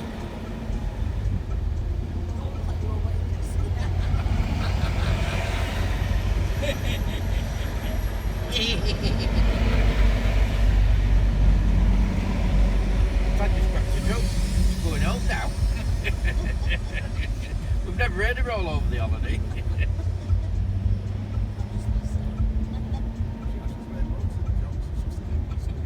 Well, I do. Stop sticking up for your wife. Let her do her own talking. Go on, Tanya, carry on.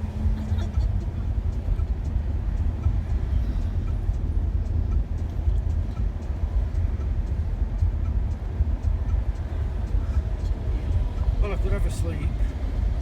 It's four ships docked, isn't there? Yeah. What's that? It does go quick, doesn't it?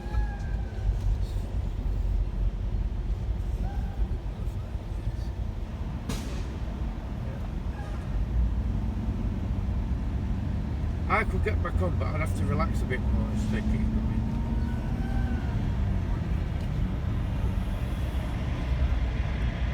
Who's that? Right. Ah. Been everywhere. Basketball court. It has been up here.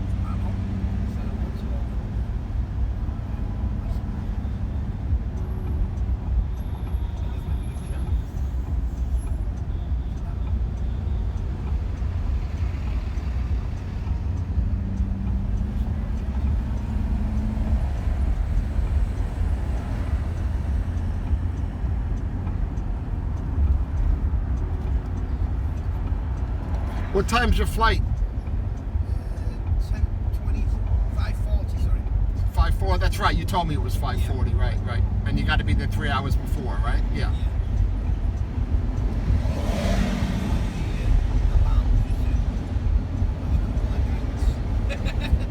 Yeah. The Miami airport's nice. It's a giant mall in there. There's plenty of things to do in there. Plenty of drinks.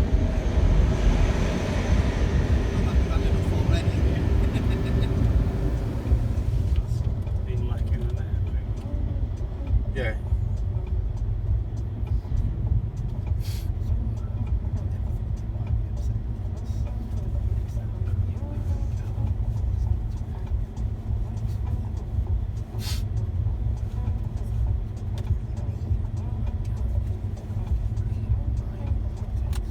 Police have different coloured cars here. What's that? Do they have different coloured cars? That green one? I mean, it says police on it, but it's kind of like. It says sheriff at the back. Yeah, that's really not an unmarked car. That's just the way it looks. Yeah, they have a sheriff's, a Broward County Sheriff Department here, and they monitor the port. But they also have Fort Lauderdale Police here too. So there's two different kinds of law enforcement, and there's a lot of undercover law enforcement. So there's a lot of cars just driving around that you don't know who they are, but they're law enforcement.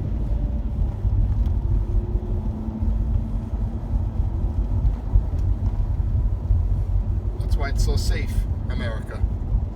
A lot of police, a lot of jails, a lot of people in prison. A lot of Americans go to prison. I've been in prison. A lot of Americans go to prison. That's why it's so. How long did you do? That's why it's so safe here. I went twice, a year, and then I got out, and then I went back for another Shit year. shaving haircut then. What's that? Shit shaving at haircut. Just enough shit. time. Right, shit sharing. Yeah, it wasn't serious stuff, but I only got 6 months. I've never had a lot of hair. yeah, when you there's a saying about Florida. You come on vacation, you get on probation, and then you come back on violation. It's a very big kind of a joke. Fort Lauderdale especially, very serious. They just passed a law 2 weeks ago that you're not allowed to walk around with alcohol on the beach because it's spring break, and they're worried about the kids bringing glass on the sand. Sand, yeah. So Which is right. So instead of them getting the horses and the dune buggies and looking at everybody on the sand, now they said you can't drink anymore outside the bar. They just passed that law 2 weeks ago because of spring break.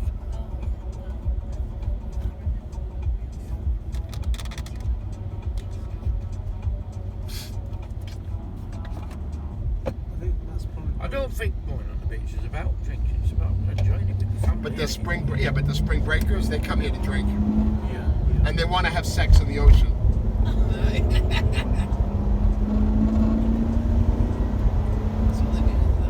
Yeah, they all do that. That's what they do.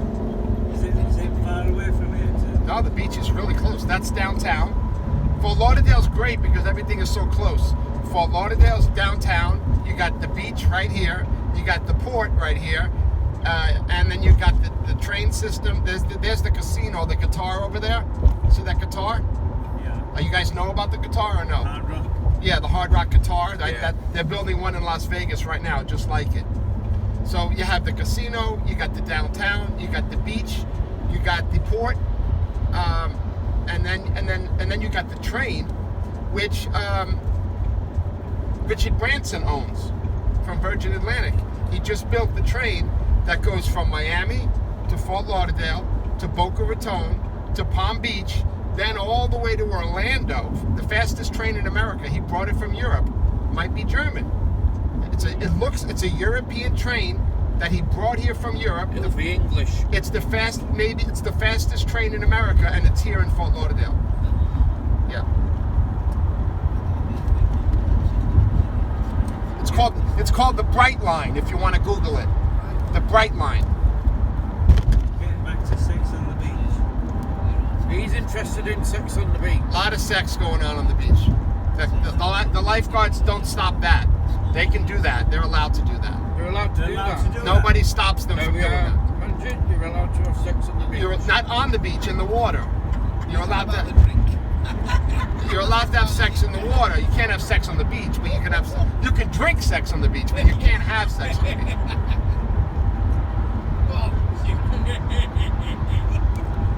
I'm not saying that.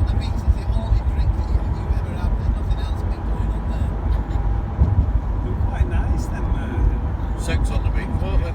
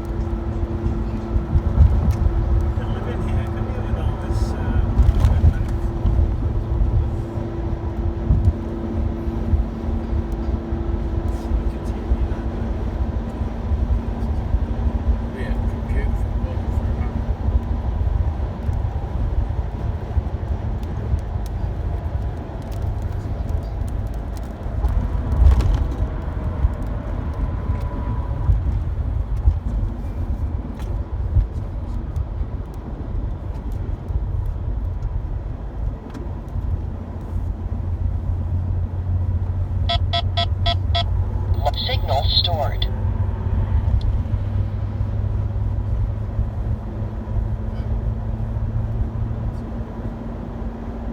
All concrete roads off here, aren't they? No tarmac, no asphalt.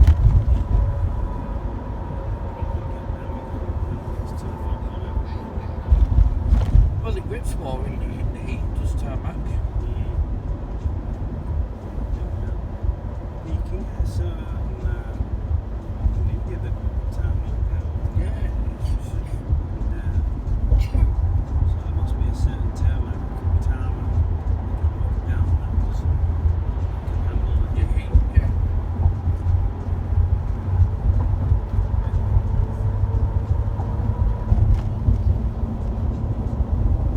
This tarmac line. This is tarmac. Asphalt.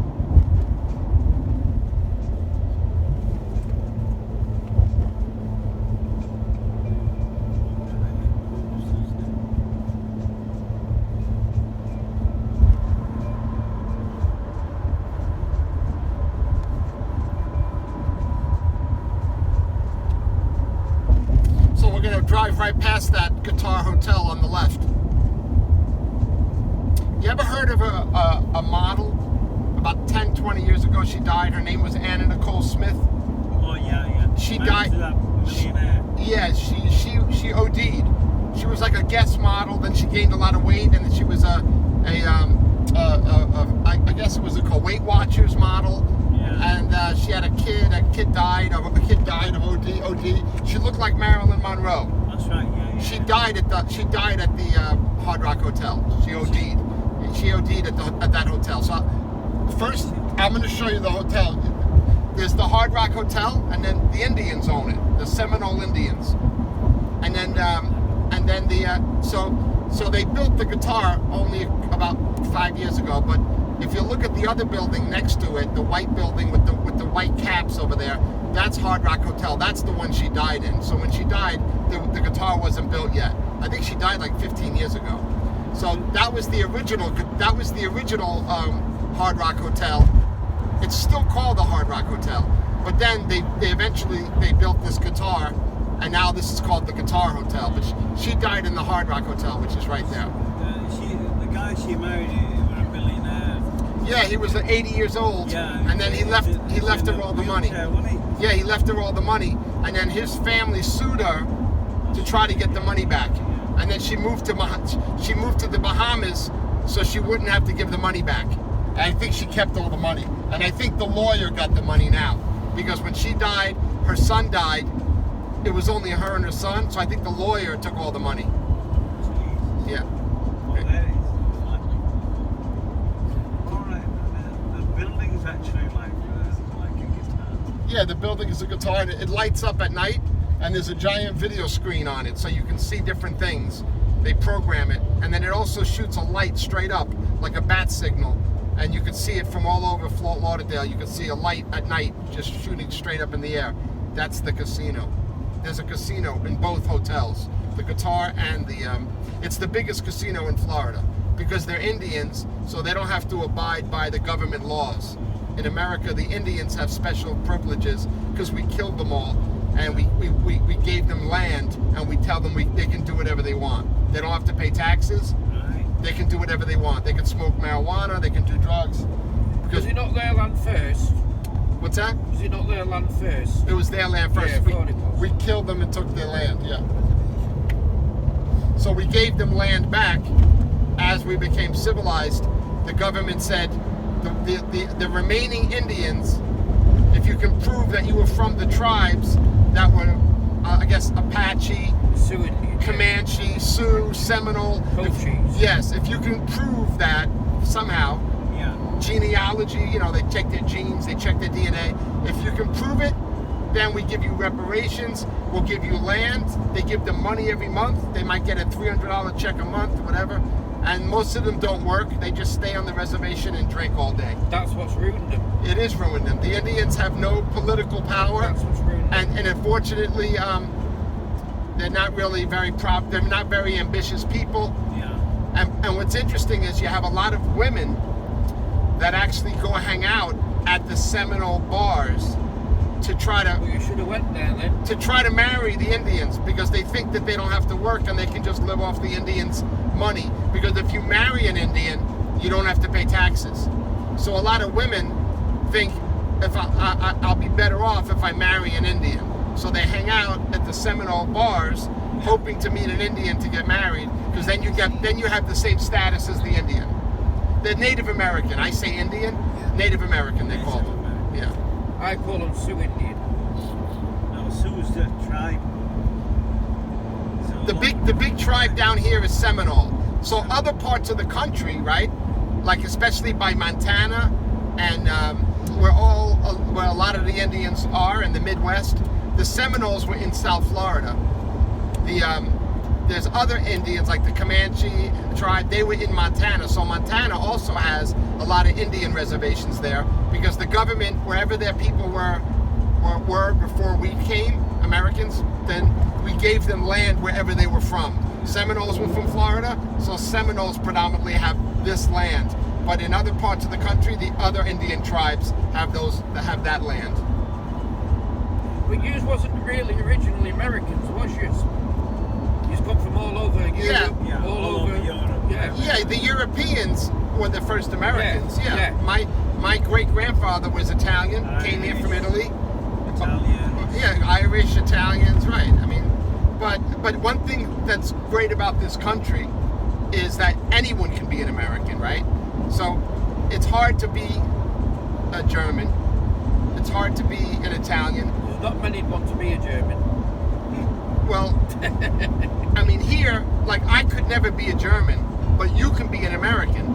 Yeah. You know what I mean, Yeah. right? You could be an American. All you got to do is fill out the paperwork and live here legally, and then you become an American. Now you have a social security number, you have credit, and you can live with the same privileges as me. Even though my family's been here for 200 years, you could live here for 5 years and have the same privileges. Same privileges. And that's what makes America special, because no other country you can turn into their citizen as easy as it is to become. That's why we have so much immigration. Everybody wants to be an American. So we have people from all over the world coming here to try to be an American, and it's so hard now that people are willing to do it illegally just to live here, to be an illegal American.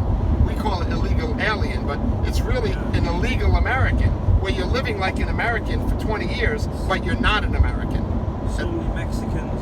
Mexicans and South Americans, Central Americans, but people from all over. A lot of Russians, a lot of very, very wealthy Russians come here and buy real estate when they're on vacation, and then they never go back. Yeah. They come here, they wire transfer the money.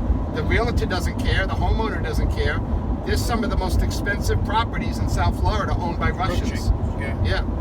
And Chinese. A lot of Chinese and Russians come here on vacation and never leave. And they buy a penthouse, and their whole family just stays in the penthouse, and that's how they live the rest of their life. In the penthouse on the beach as an American, but they're not Americans. They're not supposed to be here, but they are here, and they're living a great life. They'd rather do that than be where they are from. Yeah, Indian used to study in England.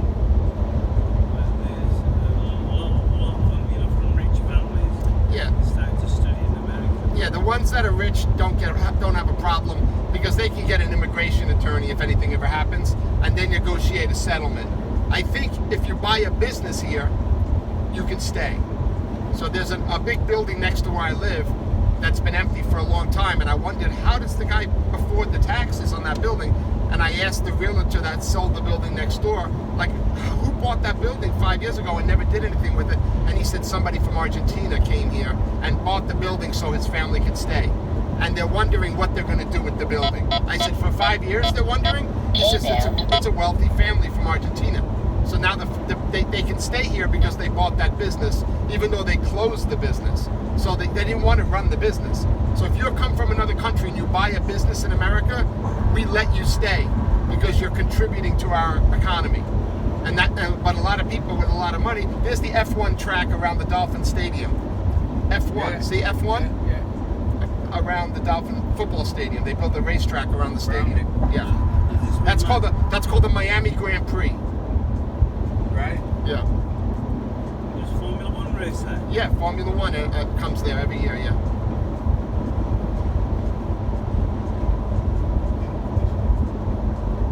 So how's Miami Dolphins doing? I don't know. I don't follow sports. I follow motorcycle racing. MotoGP. They race in Germany. Yeah. I've seen them race. Have you seen them?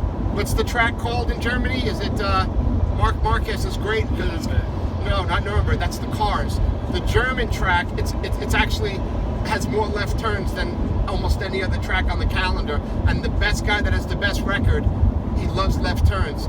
Let me think what it's called. Sachsenring, right? Sachsenring. Seen how low they get. It's called Sachsenring. Sachsenring.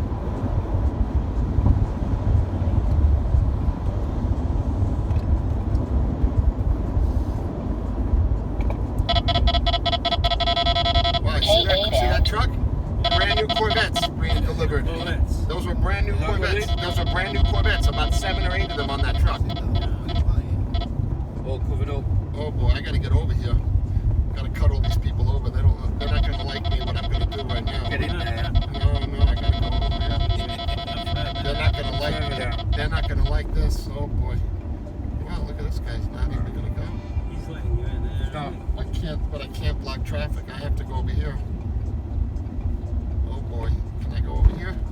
Yes, I can. Okay, thank you.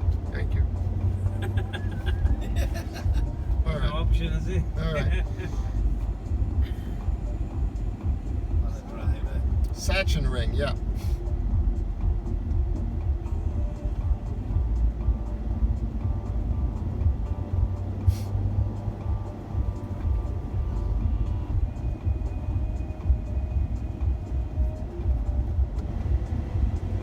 Where do you live in Miami? No, I live in Fort Lauderdale. Not too far from the port. By Fort Lauderdale Beach, I live. Yeah, Fort Lauderdale's the best, like I said, because everything is right next to each other.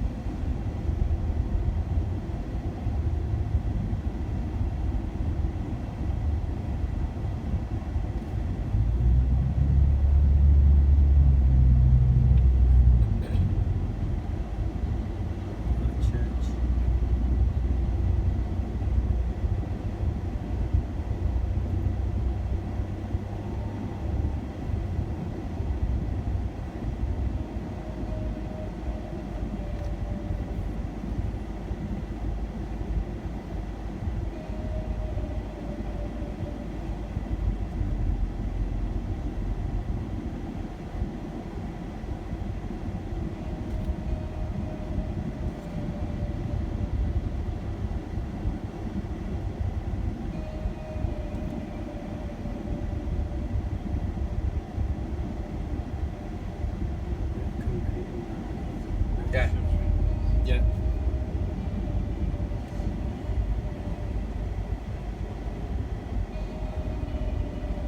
Yeah, those are all Corvettes. Brand new.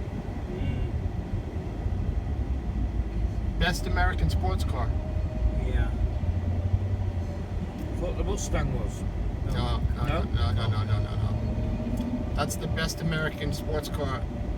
And There's a lot of Yep. Mustangs about as well, though, isn't there? I don't know, Mustang, I don't know. That Corvette has always been the American sports car. There was a Ford GT that was really great for a while, but nobody was buying them at 300 grand. These you could probably buy a great one for 150,000. The cheap one might cost 70,000, but then there's 3 levels up. Oh, yeah. So these are the regular ones, because the good think he ones. wants to put These it- are the regular ones, because the good ones have the drilled rotors. So those are the. Oh shit! Sorry, buddy. Sorry. I'm looking at the car. I Didn't almost say crashed. that to you. I almost crashed into the. Yeah. So these are just the regular ones. So those are probably 80,000, 70, 80,000. But they have ones like the 01 and the ones that are really souped up. and they're like 150,000. But still, that's great for a brand new What's the American speed sports. limit here? Actually, they're trying to raise the speed limit now. The speed limit's 60 miles an hour. Well, no, 60 to 70 it goes, but everybody goes 80, 85. You don't make great cars. No, probably not. Probably not as good as German cars. No, probably not. Yeah. There used to be good German cars. They're not as good as they used to be. A lot of people say that the cars are better, but they don't last as long. So the German cars are better, but Americans want their cars to last a long time, and they don't want to just keep buying cars. So they say that if you buy a BMW or a Mercedes, that they are better cars, but that they say that they won't last like 300,000 miles. Well, the old ones did, not the new ones. Yes, that's where I'm getting at. So when you buy an American car or a Japanese car, you can look to try to get 300,000 miles on it, and then maybe even keep it going, change the engine. Is the fuel cheaper here? That's why they got big engines. Actually, they're going back to that because when we had our old President Biden, he was trying to make everything go to electric. So he made the car companies change the way they were making cars, like the button that you have to, like your car when it goes to a light, like some of the cylinders stop working, or the engine shuts off. Yeah. That was our President Joe Biden telling all of the American car companies that we're going to electric. We got to stop using gas, and I want you to make better gas mileage. And the car companies were trying to figure out ways to do it. So one way is, say you have a 6-cylinder car, and if it's in park, or if it's in if you're in traffic, then two of the cylinders cut out, and then you got to press a button or whatever. Or sometimes it's automatic, but that's going away because Trump got rid of all that. So it's funny. This van right here, which I prefer to drive, I have 4 vans. This is the one I prefer to drive. They stopped making this in 2025. So I wanted to buy a brand new one, and I tried to buy one, and they said they're not making them anymore. And I tried to give a deposit to General Motors, and they said, sorry, we're not making it anymore. And in the last 2 years they made it, it was only a 6-cylinder. Well, this is an 8, so I'm like, I feel lucky I got the last 8-cylinder. And now I hear, because Trump's president, and if his policies go another couple of years, that they're going to start making this again. The reason why they said they weren't going to make it is because they can't make a 15-passenger shuttle that can pull a trailer, and that they can make a school bus out of, or an ambulance, because they make school buses and ambulance out of it. General Motors, which is the biggest American car company, said we can't make it with the regulations, so we're just not going to make it. And Ford actually worked with Germany to make their vehicle, because Ford couldn't do it, because Ford didn't have the know-how to make a 15-passenger van efficient enough to pass American guidelines, so they did it with Mercedes. So I'll show you to you when it passes, but there's a vehicle called the Ford Transit. I think it's called something else in your country. You don't call it the Transit, you call it something else, but it's the same vehicle, and it's made, Mercedes and Ford partnered up to make this vehicle, and it's a piece of crap. With the Ford Transit. The Ford Transit's a piece of crap. My mechanic tells me, the drivers tell me, but that's the only thing left. So if you want a 15-passenger van like this, you got to buy a Mercedes, or you got to buy the Ford, and they're really the same thing, except the Mercedes is better. Yeah, that'll be the Mercedes. And the Mercedes is diesel, the Ford is gas. But the Mercedes is built better, you can tell. It's another 800 pounds. It's faster. It's just better. Ford might have worked with Mercedes to make it, but Mercedes didn't make it better than the Mercedes. They just helped them. Ford didn't know how to do it, and Mercedes helped them do it. So I don't want that thing. I've driven them before. I don't want it. I think it's a piece of crap. It's the same as the one in England. They're useless. The old Fords was good. Yes. Old Ford Transit. I had the Ford Econoline. The Ford Econoline was good. I was driving that before this. That had a V8 engine in it. It was all metal bumpers, heavy duty, and that's what they make the ambulance out of and the school buses out of. So now they make the ambulance and school buses a lot out of this, because it's heavy duty, and they won't make it. They don't want to use the Transits, because the Transits have plastic bumpers, plastic moldings. The tires are small. They have no ride height. Like if I wanted to go over a curb with this, I can go over a curb. The Ford Transit has struts next to the wheels that if you go over a curb, you can rip the whole rear end out of the car. Yeah. You can't go over a curb with that thing. In a way, I'm kind of excited to be able to buy a brand new one of these. New one, yeah. I would love to, and this is still new enough that I can use this for a couple of years. But I like to get a new car every 4 or 5 years, and this is the 2022, and so I'm kind of almost 5 years, and it already has like 250,000 miles on it. I just put a new transmission in this too, so I would like to buy another one like this, and I'm hoping that General Motors makes another one, because I do not want to be forced to have to drive. I won't drive the Mercedes. I'll tell you what's the problem. Another thing with the Mercedes that drivers tell me is the Mercedes comes with Wi-Fi built in, that the factory can download firmware to upgrade your van, which sounds great, right? Why wouldn't you want that? But if you don't download it, it comes up with a light on the dashboard that says, like a warning light. Yeah. Like you have a download, and some downloads you either have to pay online to get a code, or you got to go to the dealer and then they actually will stick Look some. at it, yeah. Right. But if you don't do that, that light stays on the dashboard. And these commercial vehicles, to be allowed to make money with them, you got to get them inspected. So none of these cars that we're seeing here have to get inspected, but this vehicle has to get inspected. And you know, one of the lights on it. Right. The inspector, when he gets the mileage and he sees a light, he doesn't care if it's a tire that's low inflated. He doesn't care if he sees a light on the dashboard, you fail. So now you're forced. You could be on the way to go get inspected. The Mercedes can decide time for an update.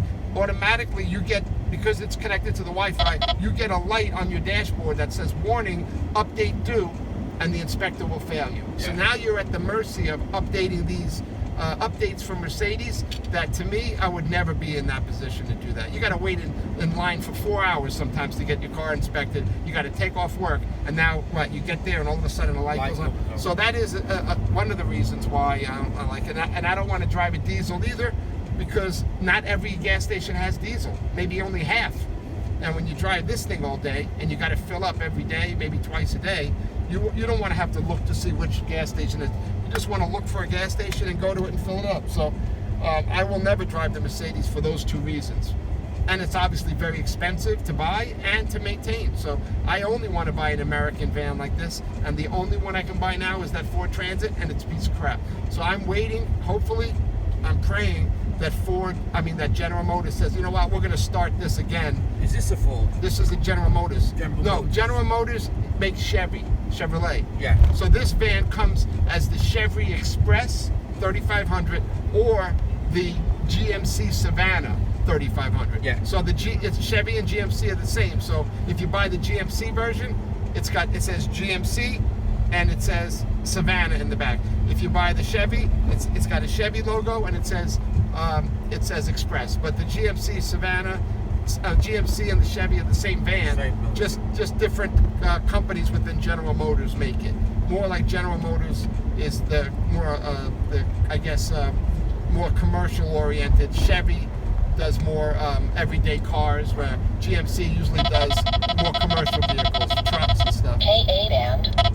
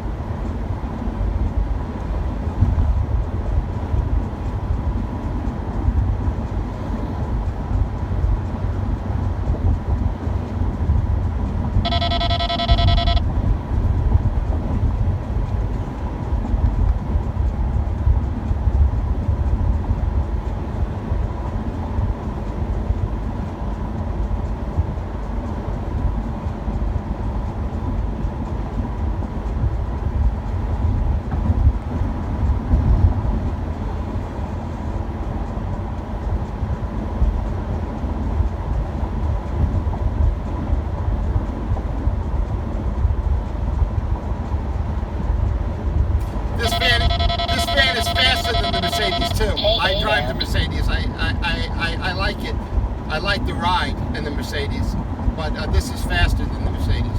This V8. Yeah, big engine, isn't it? Yeah, this has got what they call the Vortex V8. Yeah.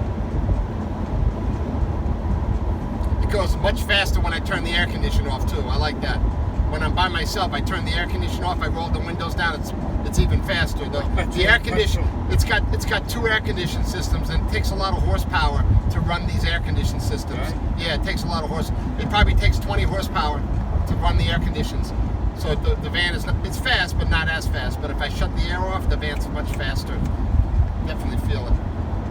And then there's no passengers in the van. So the difference now is you got all this weight with the luggage, with the passengers, with the air condition. But on the way back, there'll be no passengers, no luggage, no air condition. Yeah, it feels like you're driving a Mustang. It actually is the same engine as the Mustang. Right. No, it's not. No, it's the same engine as the Camaro, the Chevy Camaro. Yeah, same engine as the Chevy Camaro. Yeah.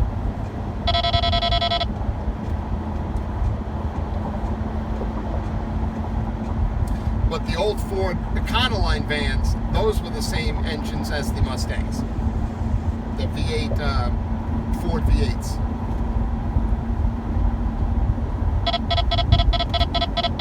K8 and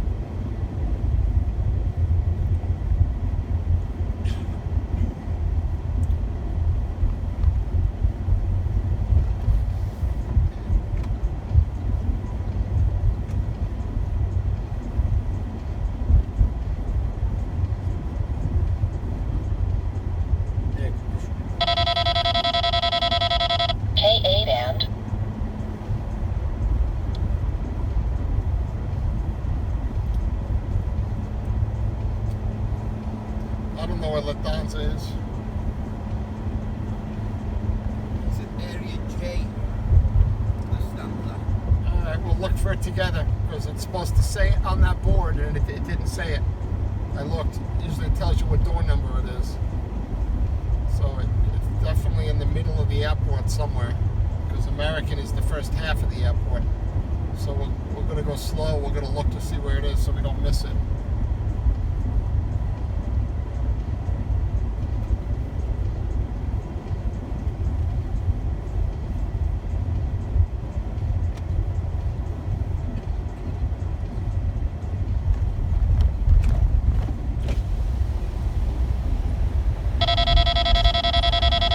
K8 and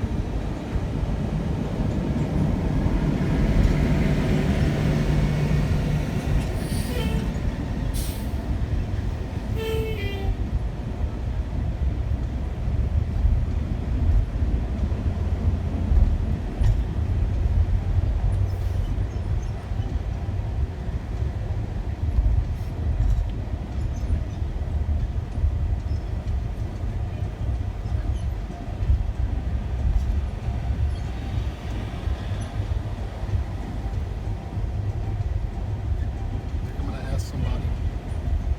Because normally it says it out there, and it didn't say it. And I don't want to go. I don't want to circle around this airport.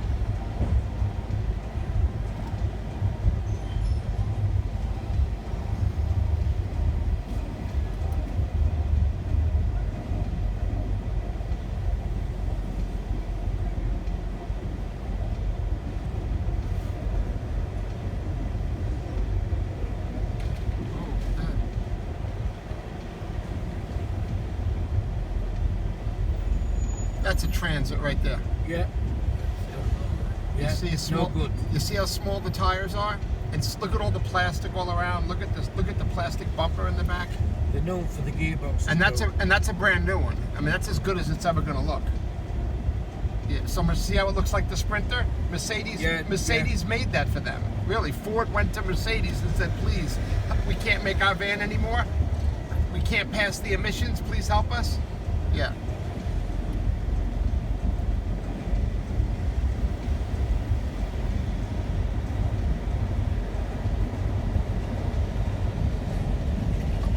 I think that guy's going to know where it is. Let me ask that guy. He does the luggage. The guys that do the luggage really know. Oh, maybe not. Maybe not.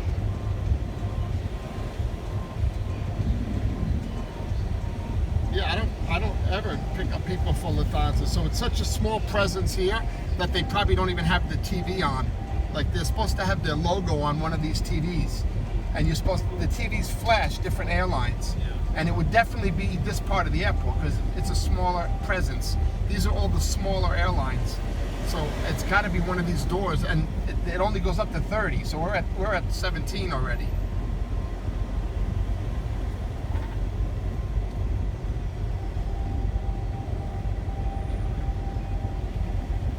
I'm gonna get out and ask somebody. KLM does that.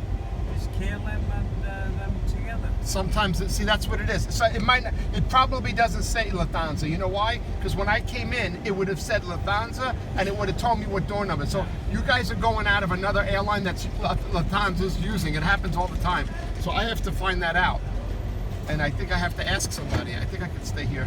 Let me go ask somebody where Lufthansa, what airline terminals does Lufthansa use?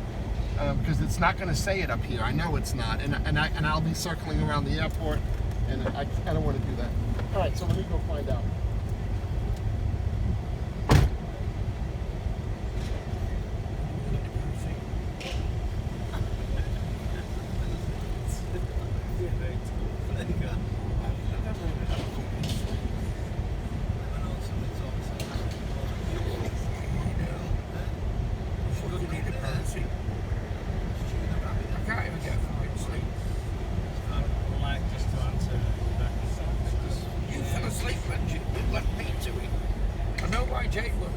Back now.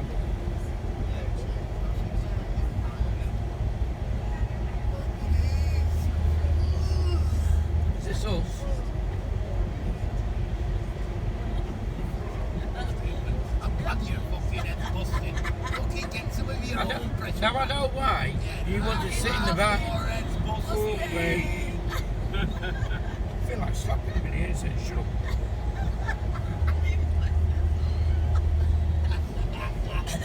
He's a good guy. It's a weird. No, he's a nice guy, he's a nice guy.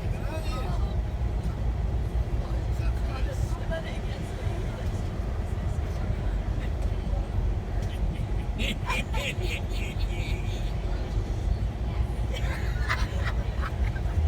thought Manchester was going to talk to him, but he fell asleep. Fuck's sake. That's my job. I did my bit.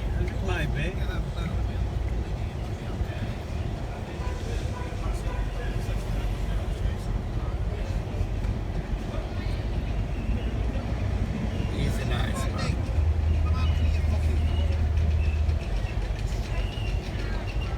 But I'll leave him to it. He'll be right. He'll be right.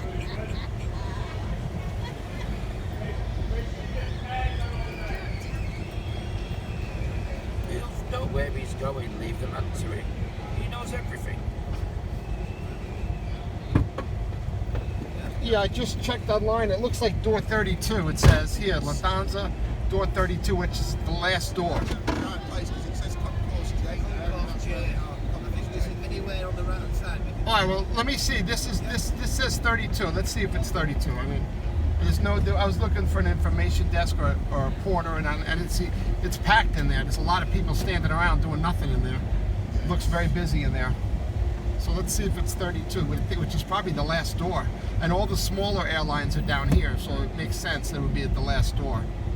It says door 32.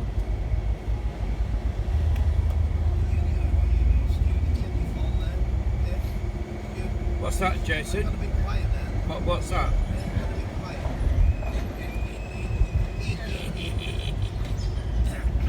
The emblem's yellow, if that helps. Yeah, we're gonna see. Maybe it does have a logo down here. We'll see. It's up here on the right hand side. You saw it? It's probably the last door. 32 is the last door. It's a yellow one up there, right?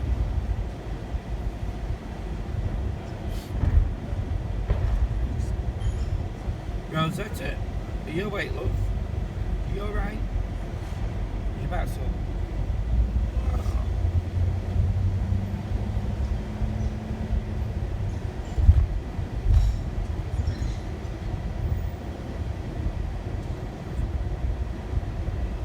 Yeah, you're right. What did it say? Yeah. Yeah, that's it, right? There we are. Yeah, all right, very good. Okay. Yeah, very good. It's 32. Very good. 31. I knew where it was. All right, thanks for your help. I'll try to help. I'll try. Always try. Yeah, you Germans are very helpful.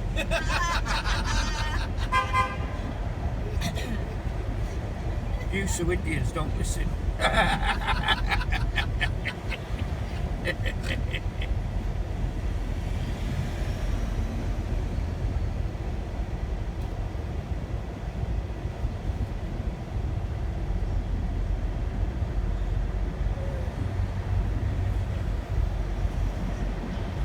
driver will open the door. Yeah, I need to get the door right now for you. That's okay.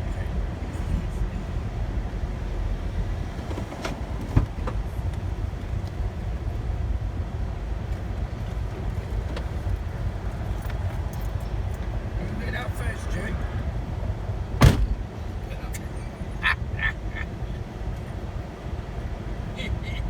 can hear you, Darren. I'm gonna suffer you.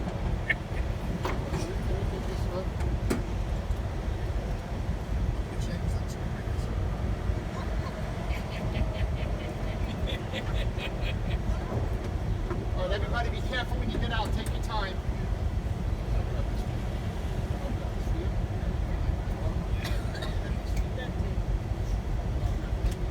Take your time. Watch your head, everybody.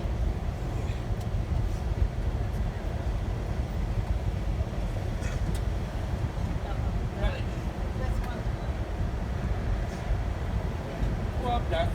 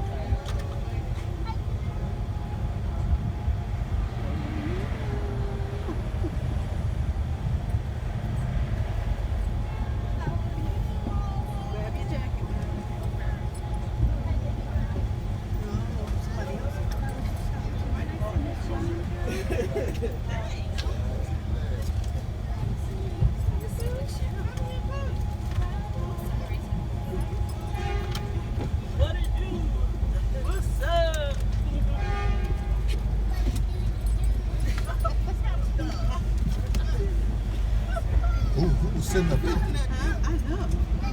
Did you? Hey. You can come back some more. Okay. A lot more. There you go. Okay, cool. Oh, jeez, it's tight.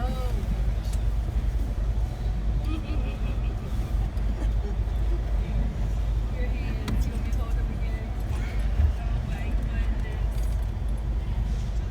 Yes. You tested it.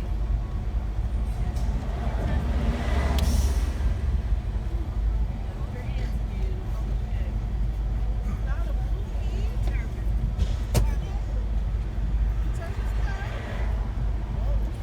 She said,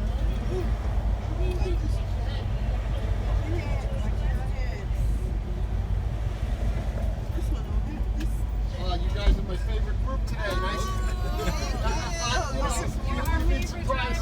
You'd be surprised how many people keep me waiting, and it ruins my day. Oh no. You guys made my day. Because a day like today, it's very busy at the port, and every minute counts. Absolutely. Yeah. You're all set, right? Everybody's in here?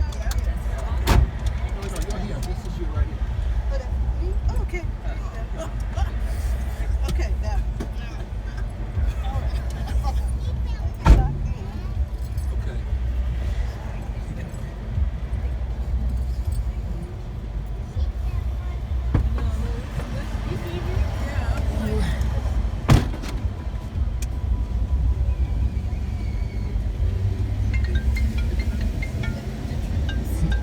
Hello, Jessica. Hello, Jessica.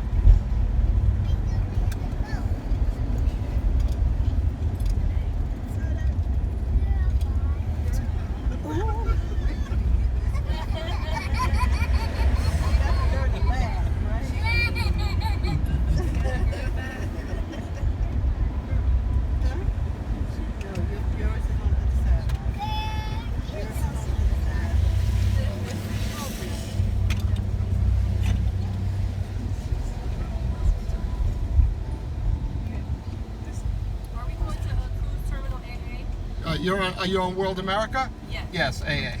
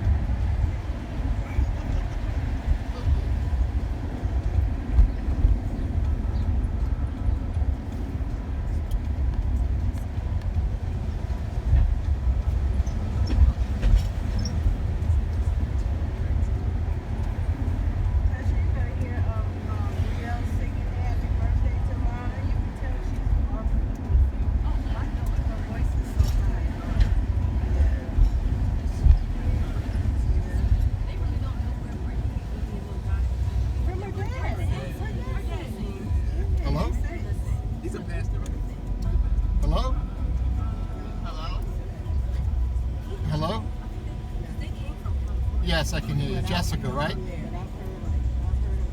Jessica, I see that by what you're showing me, it looks like you paid us $300, but if you look at the invoice says it's unpaid, and we haven't received an email that the payment's been made. So your job hasn't been added to the calendar. So I don't know why you are getting a statement that says that you paid $300 when the invoice says unpaid, right? So when you pay the invoice, it automatically says paid and it says zero balance. And then once you pay the invoice, we get an email stating that the payment has been made. So we didn't get the email, and the invoice still says $300 due.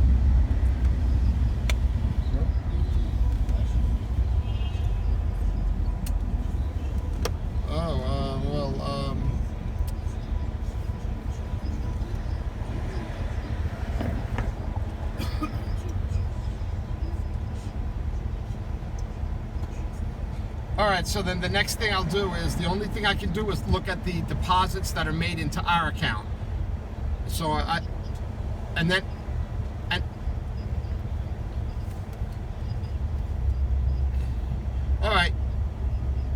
right, I'm going to make a note of it right now because I'm driving, and I'm going to take screenshots even of the account just to show you if it's not there, and then you could take all that information I gave you and show your bank, and they'll figure it out. All right, so I'll get back to you. You're welcome. Bye.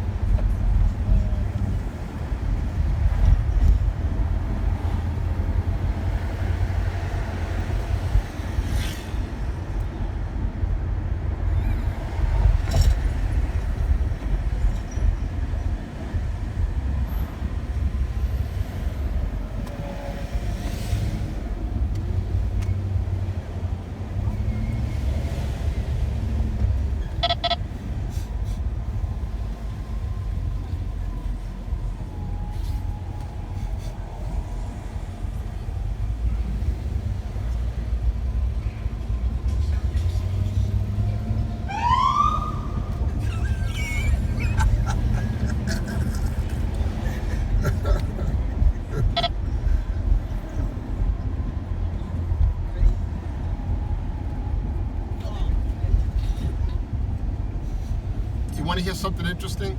This was a really rocking hotel back in the day, and somebody bought it and renovated it. But in Florida, if you take an historic building and knock it down and rebuild it, it costs a fortune. But if you save a little bit of the building and restore it, it costs half as much. So look what they did. They built that scaffolding just to hold up what's left of the hotel, just so they could say it's a remodel. Oh. So now they got to make this old structure that was there since the 40s. They got to make that somehow tie into that. Oh my God. Yes, that's what that is. How long have they been working on it? About 5 years. None of these hotels they're allowed to remodel because they're Art Deco. Oh yeah. So that's why they look kind of old on purpose. They're not.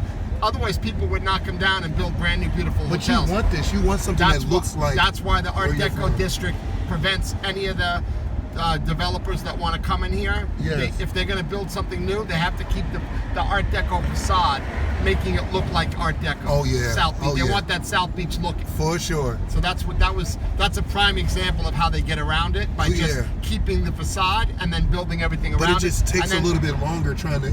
And unbelievable engineering, because you got to have to put something that's been there for 150 years and attach it to something that's brand new. Oh man. It is pretty cool, but absolutely. You can't change this look. You just can't. Yeah, Art Deco is Art Deco. That's the name. It's a very beautiful look. Yeah, it is. Especially down here, you'll see a lot of those Art Deco hotels. Like, all of these little hotels are all Art Deco. Oh yeah. Hotels. Especially the ones on Ocean Drive. These are nice. Yeah. The colors, the white, the pinks, your yellows, those colors, everything. Yeah, but the bad thing about it is they don't have central air. They have air conditioned units in the and because of the way the hotels are built, you can't put central air. Oh. And the plumbing is original plumbing. You can't change the plumbing. So that means when you take a shower, it's when you flush the toilet. Yeah. When you put the air conditioner on, it's you hear that rumble. So it's not enough. One unit is not enough.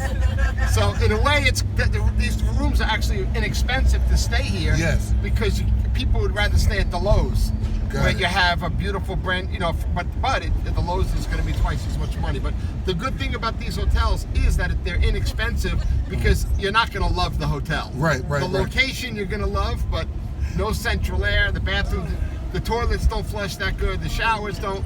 That's what we were saying about our hotel. The walls are like paper thin. Yeah, so that's an old hotel that they've renovated as much as they could. Yeah. You can't make the walls thicker because that's the way it was Absolutely, made. Yeah. absolutely. Yeah. But then when we checked in late last night, the walls were paper thin. It didn't seem like it was a lot of activity. When we came down this morning for breakfast, I said, yeah, I can understand why. And you think about it, when they built these hotels, the code enforcement was so much different than it is now. Yes. Half of those buildings aren't even hurricane proof. Wow. They have to put when the hurricane comes, they have to do a lot of work to prepare it for the hurricane. But a newer building, they don't have to do anything to it. Like those windows aren't hurricane windows. Oh. Only the new ones are. Yes. Yeah. Oh my Lord. Yeah, but it is interesting having a hotel that's Art Deco. That's been there for a long time. Yeah. Hello, Port Miami Shuttles. Nick speaking.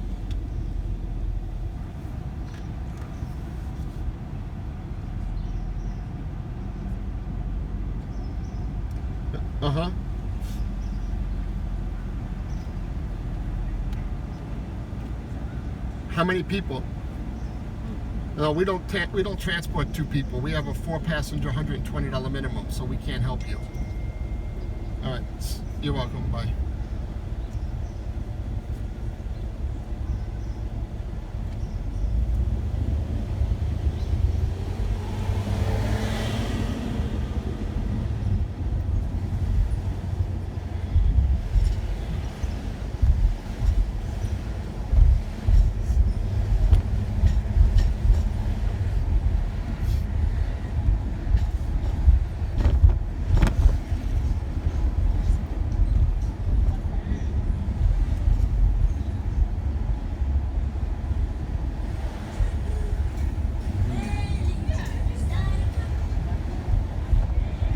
Doesn't feel like spring break down here. No. All the kids went to Fort Lauderdale. Okay. Yeah, they know that they can't get away with what they got away with last year here. What happened last year? Well, what you saw in the news isn't what really happened. Really? When you saw those kids running all around, getting crazy. Yeah. You know what they were doing.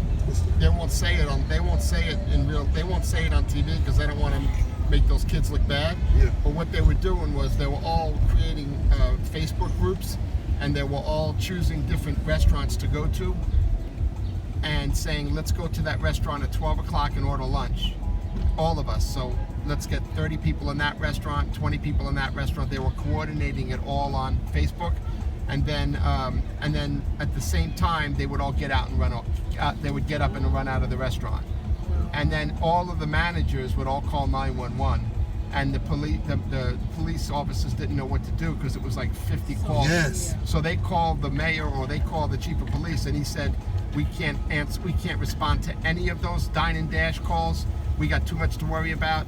Tell them they have to get security. So basically the restaurants closed the next day, and the next day they had security there, and everybody that walked in that restaurant that was looked like a younger kid. Yes. They were saying that if you don't pay for your meal, you're going to jail today. And half the kids would turn around and walk away because they were going to do it again the next day. Not the next day. The next day they closed, and then the day after that they were going to do it again because all the kids found out that they got away with it with no law enforcement issues, no camera, no facial recognition. They just got away with it, and it was they were ordering shrimp and cocktail and mimosas, and they were eating good. They were eating good, lobster, stone crabs.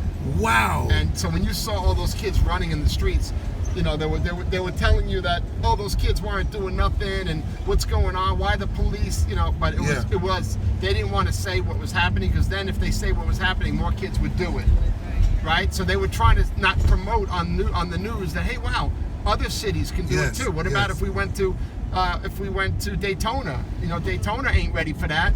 So the kids kind of knew that if they coordinate it and it's thousands and hundreds of kids doing it at the same time, that the law enforcement aren't going to be able to do anything about it. So that's what happened last year, and this year most restaurants have security this year. Yes. Yeah, they won't even let you use the bath. They won't even let you go in there and use the bathroom. I know that's right. How do you eat like that? Like, I would be nervous knowing that something. They're kids, man. They're kids. Like that's. I'm a restaurant manager, and we've had kids. But great thing is we would stop one of them. We'd be able to get one, and that one would have to pay the bill for. I'm not paying for it. No, you're going to. Either you pay for it, or you going to go to jail, and you're going to give up everybody else. Yeah. That, you know, but 30 kids, 30, 20. Oh my God. And down here, you're probably told. Do not have any kind of confrontation with a customer. Right. Like if something like that happened, the managers would just they didn't even run after them. You know, the waitresses, the bartenders, they might have cursed them under their breath, but they didn't do anything about it. They didn't grab them. They didn't try to, you know, hold them for the police. They just realized that they just got scammed. Oh my goodness. And their idea of what they should do was call 911, and maybe if one restaurant called 911, the police would have showed up. But remember, dozens of restaurants were calling 911 at the same time, and all the switchboards were getting, and the police realized that this was a coordinated thing. They did their investigation. They found out it was on Facebook. Then they told Facebook that you're not allowed to do that anymore, and now Facebook's got involved and said, okay, we don't monitor these groups, because if you put a group up at 1 o'clock and by 2 o'clock it's done, they already. And the kids know to go search for a certain group, you know. So that's what happened last year, and I know that they tried to do something this year to eliminate that. And all the kids went to Fort Lauderdale this year. There should be like hundreds of thousands of kids walking around right now, and there's not.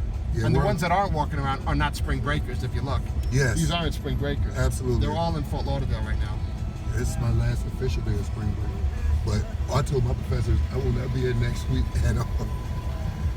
I said I'll try to monitor. But South Beach is better than Fort Lauderdale. So if you're going to choose a place to spend a couple of days, man, it's going to be much better here than Fort Lauderdale. Fort Lauderdale's 10% size as South Beach, right? So you got like so much things to do with Fort Lauderdale, then you're done.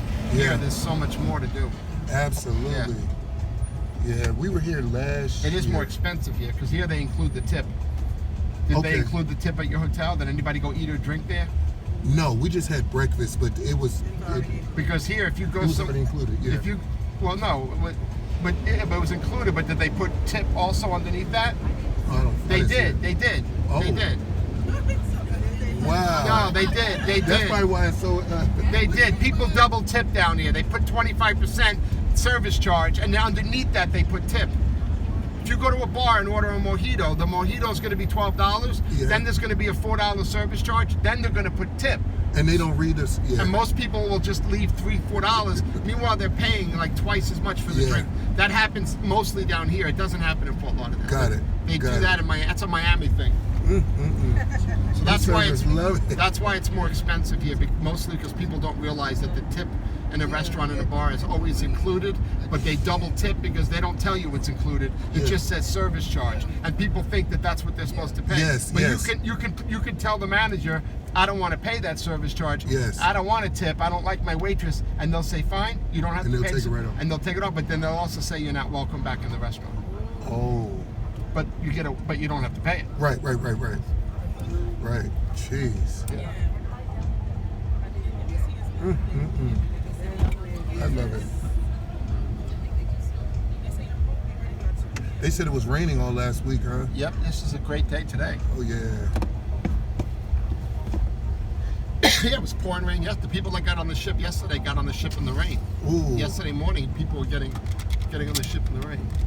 Thank you. Yeah. Thank you. We ain't got to do that.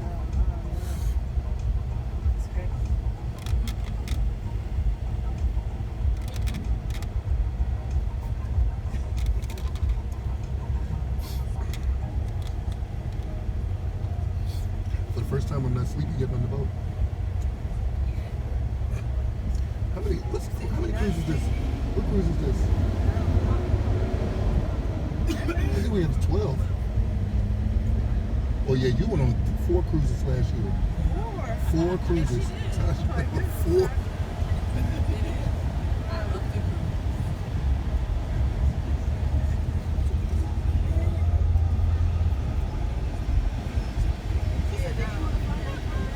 We did the one for Vanessa, and then for our anniversary.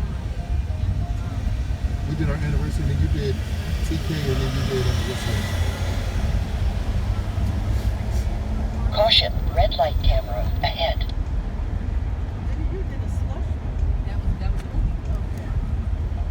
You've reached your marked location.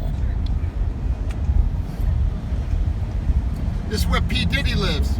Oh. Star Island. Star Island? Right here to the right. Okay. Where he's going to be living again when he gets out of prison. Yeah. Oh yeah. They trying to. That's Star Island right there. Wow. That's this island right here. Okay.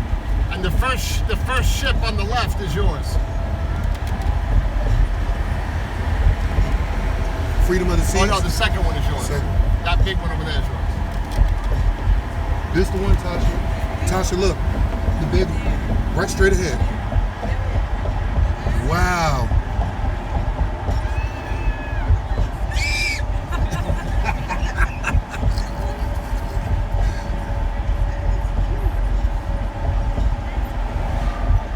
That is the biggest one out here.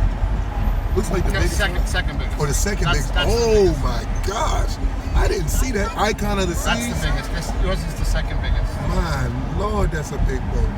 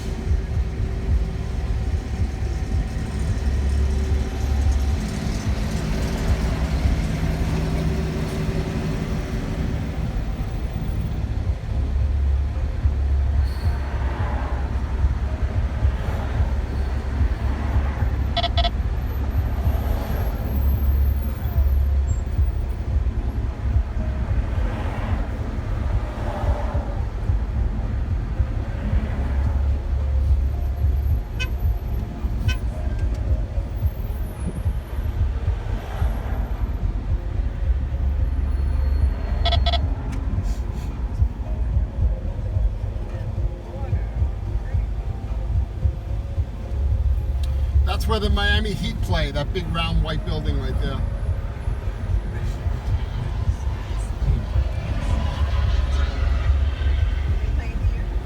In that white building. Oh yeah. And this building right here, that building that's under construction, is going to be the tallest building on the East Coast, south of Manhattan, the Waldorf Astoria. That thing's going to be double the size as that. Jeez. So whatever that is, it's going to be double that. Oh my gosh. Like the buildings that are in Manhattan. Yes. Oh man.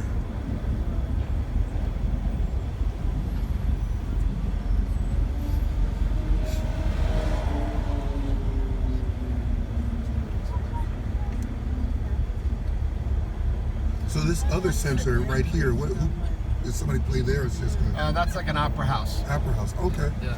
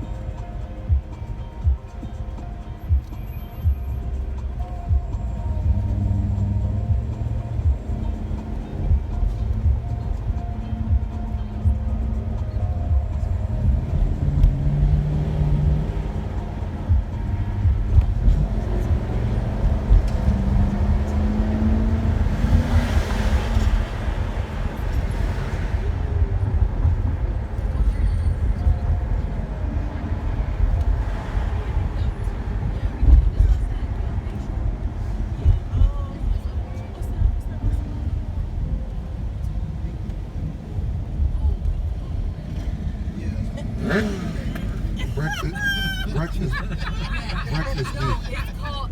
It's called breakfast. We went in there and I was like, they take no pictures, all this stuff, and yeah, it all has, the food was great. That's really But the crazy part was the girl saw me with you and was trying to flirt with me, telling me, so what are you getting me on your, while you're here? I was like, breakfast. yes, that's right there it is, yes. what you came for. That's what But they greet you at the table like that.